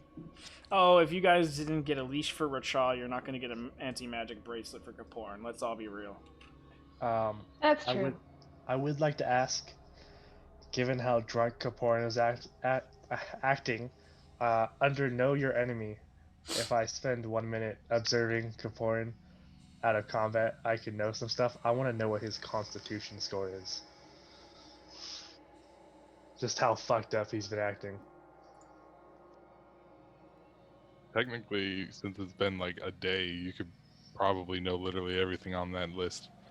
I just want to know how well he can hold his how well it looks like he can hold his alcohol, which is not much, but Well, then again, he was drinking a special brew, but yeah, not. I think he's the second best con in the group. Third, But- probably now with but for the Emmerich record, in. what is 15. his con score? Yeah.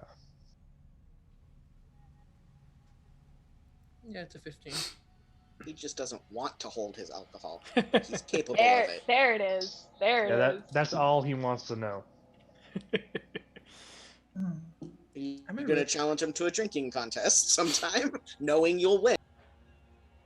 That may or may not be on the table. Kaporn's going to pour some of the anti-nausea alcohol into your cup. Nori might make him drink the non-alcohol stuff and go without for a day. Just like, you know what? You're drinking this today. I'll just take the ginger and have a normal, slightly sick day. All right. But as the emotions and ruckus finally calm down a little bit, and you guys start to find yourselves to sleep,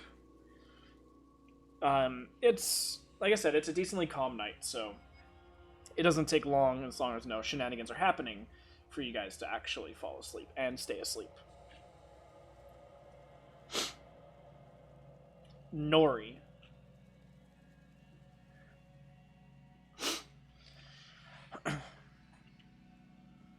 You're in the middle of your sleep. And whatever you were dreaming of at the time, in your dream, you hear someone call your name, and it makes you turn around. And as you do so, your entire scenery of the dream you were in vanishes, and now you're standing on the boat. You're kind of interested because you're like, wait, am I asleep or am I awake now? And you look down and you see Bryn, Rachaw, and every other person on the ship, both Duragar and part of your group, asleep. You hear another Nori. And you're like, where is that coming from? You instinctually walk to the middle of the ship. And another Nori comes from the side of the boat. You don't see anything from where you're standing in the middle of the boat, but again, instinctually, you creep over to the edge. not brazenly going to the side of it, but slowly to investigate inch by inch kind of situation, being the very paranoid person you are. But still curious at the same time, so it's a bit of a hand and fist moment. Kind of look down, and you don't see anything. Pretty much black water down below you, as there is really no moon tonight. Just a very sliver of one. Kind of looking over the edge, up and down the boat. Nothing seems to stand out. But as soon as another comes across, the ever so faint bit of violet from beneath the waves seems to pulse with the verbiage of your name. You instinctually start to recognize the voice. You haven't talked to him in a while, but it sounds like Trentamir. And you kind of grip the sides of the boat and look down to the origination point of the light that you had seen. And again, you hear it with slightly more bass to it. Nori. And this time, the vibrancy of the light seems to have doubled, possibly tripled. And the light extends fore and aft of the boat a good mile. Kind of look, keeping focus down on the water, keeping your periphery open. You can't make any noise yourself. There is no sound of the ocean. There is no footstep noises. Even trying to scrape the sides of the wood that you grasp, no noise is created. Can I look back to where I was sleeping? Is my body there or something? Nope.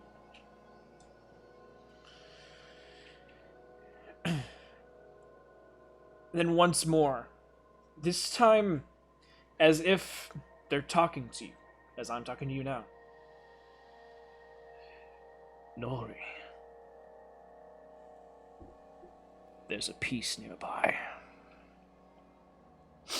And the light from underneath the water extends all around you and does not go away. The purple light starts to intensify. And you're standing there in the boat, and it's stretched out for a mile in all directions that you could see, and then all of a sudden it's starting to coalesce. As it intensifies, it gets tighter and tighter around the boat. The center of it directly beneath the boat, almost becoming white. And then you realize it's not intensity of light. As you feel the boat start to lift out of the water, you see on the sides of the ship that you're looking down, the water is starting to bow. Something is coming up. And you snap awake. Is the ship moving? No? So there's a piece nearby and it's underwater. That is what I've put together here. You put together what you put together. Nori puts, where's Racha and where, I presume Bryn's close, but where is Racha?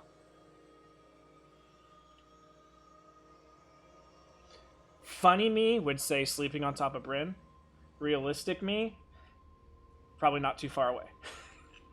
Yeah, he's probably on some barrels somewhere just because he wants to be high up. Okay, Nori is going to tap Bryn, just kind of shake her awake, and then mentally to her say, there's a piece nearby. And then go over to Racha, shake him, say, there's a piece nearby. As you're going to Racha, you start to feel the boat rock to the side. It never seems to return back to the other side. It's just constantly getting lifted and pushed to one angle. Nori runs to the other side of the boat. One of the like to the side where she could potentially see something. As you run, very reminiscent of your dream, the side of the boat that you're going towards. You look down, and what seems to be the bottom of another ship is coming up out of the water. and you hear one of the Duragar men just go, "Everybody up!" in common. Nori snaps her fingers and casts water breathing on Amric, Richa, Rashi, Kapara, me, Bryn, I forget her name, main lady, Vera. and then let's see, that's and 3 more random people because I get to pick 10, and prepare to jump and prepare for whatever is coming up. Okay. You turn around and cast that, and within the 6 seconds that it takes for you to finish and cast, Vera and a lot of the other Durgar are now up. You guys have all started to wake up.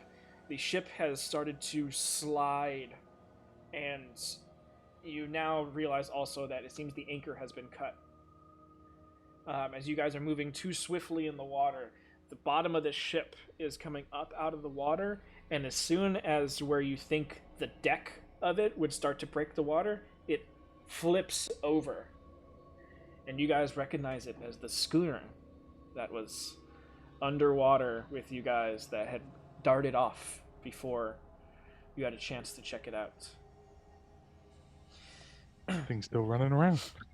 As soon as it uprights itself, it coming out of the water has pushed you guys and it's making your ship kind of rock back and forth, dangerously getting low before kind of righting itself. And Rashi, you being the only one that can understand Underdwarvish, you hear, "Oh shit, prepare to be boarded!"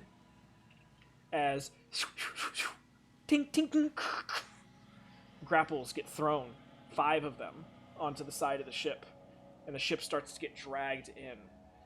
4 Goliaths jump from the schooner, landing on top of the ship, all brandishing short swords and rapiers.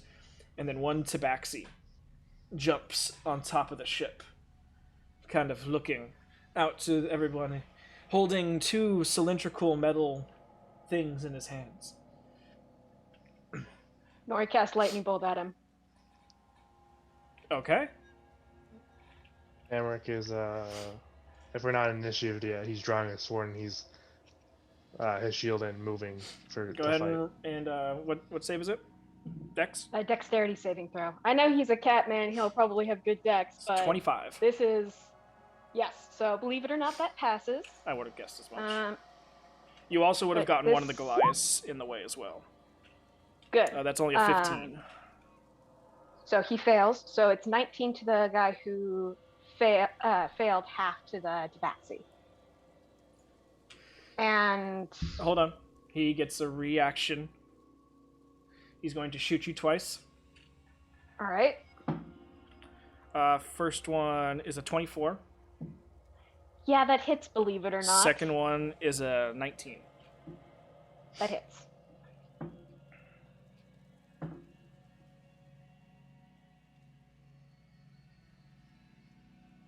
That's 22 points of piercing damage.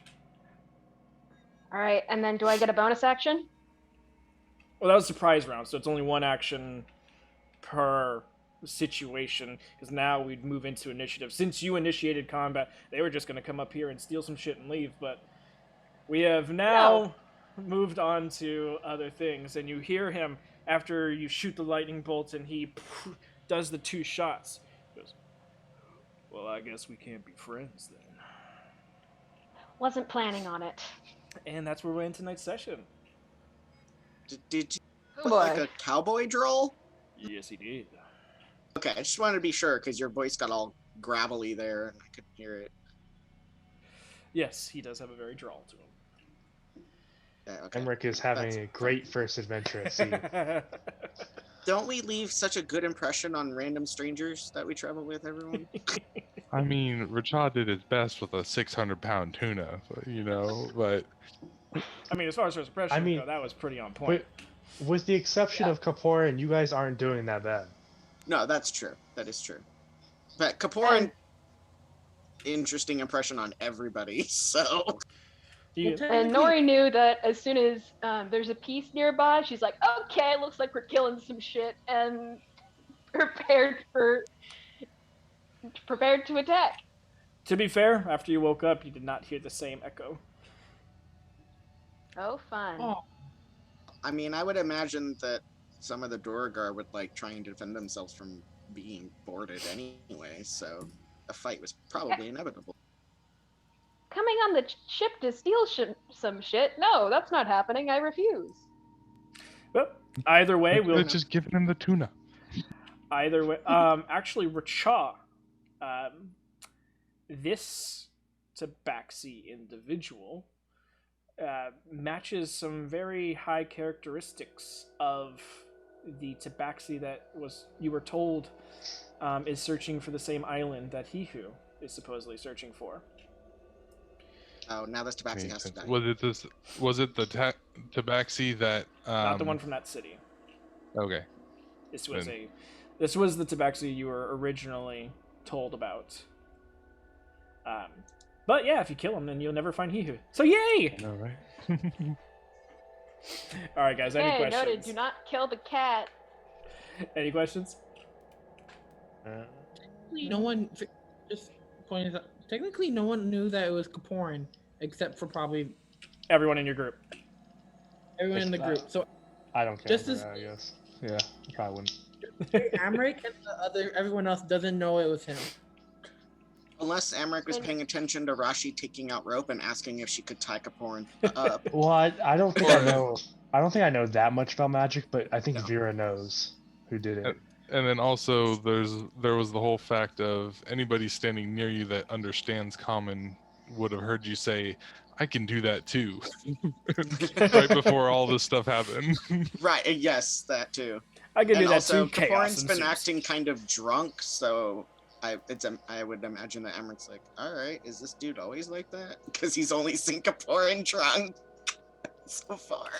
Yeah, Born's somehow I've alcoholic. landed on another character that immediately has not the best views of Kaporin.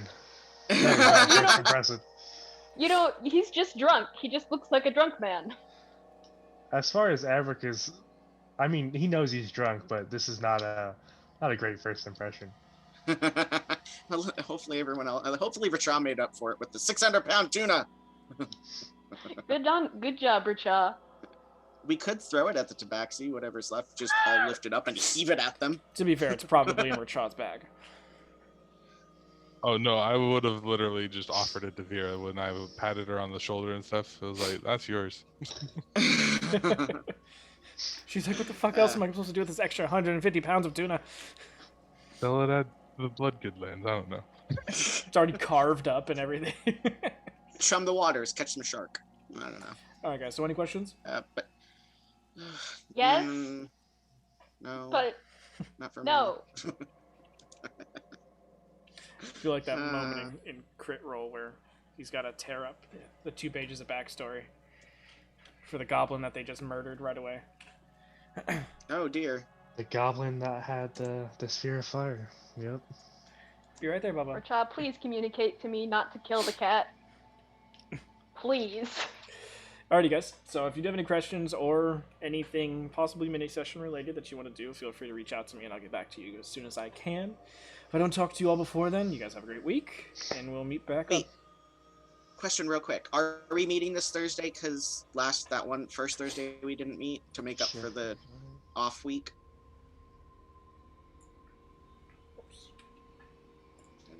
Yeah, because technically would be this is next the week. last. No, this is the last. No, this is the last Thursday in March.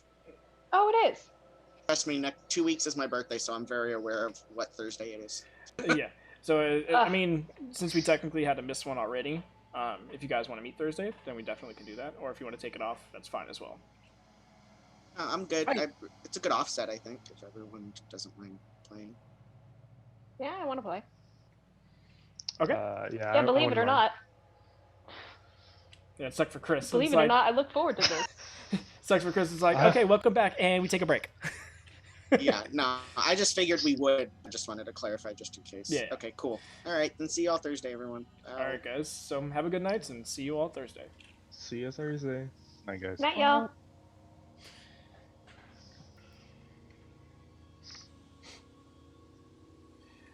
Thank you all for those that are with us. You guys have a great week, and we'll see you Thursday.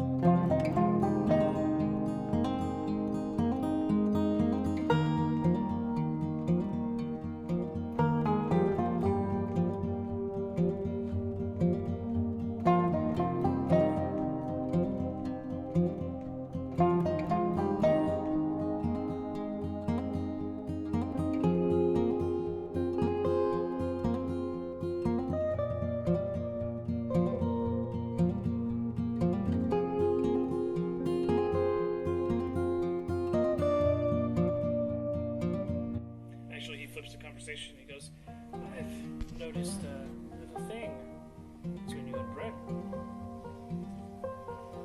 What? Nothing. Nothing.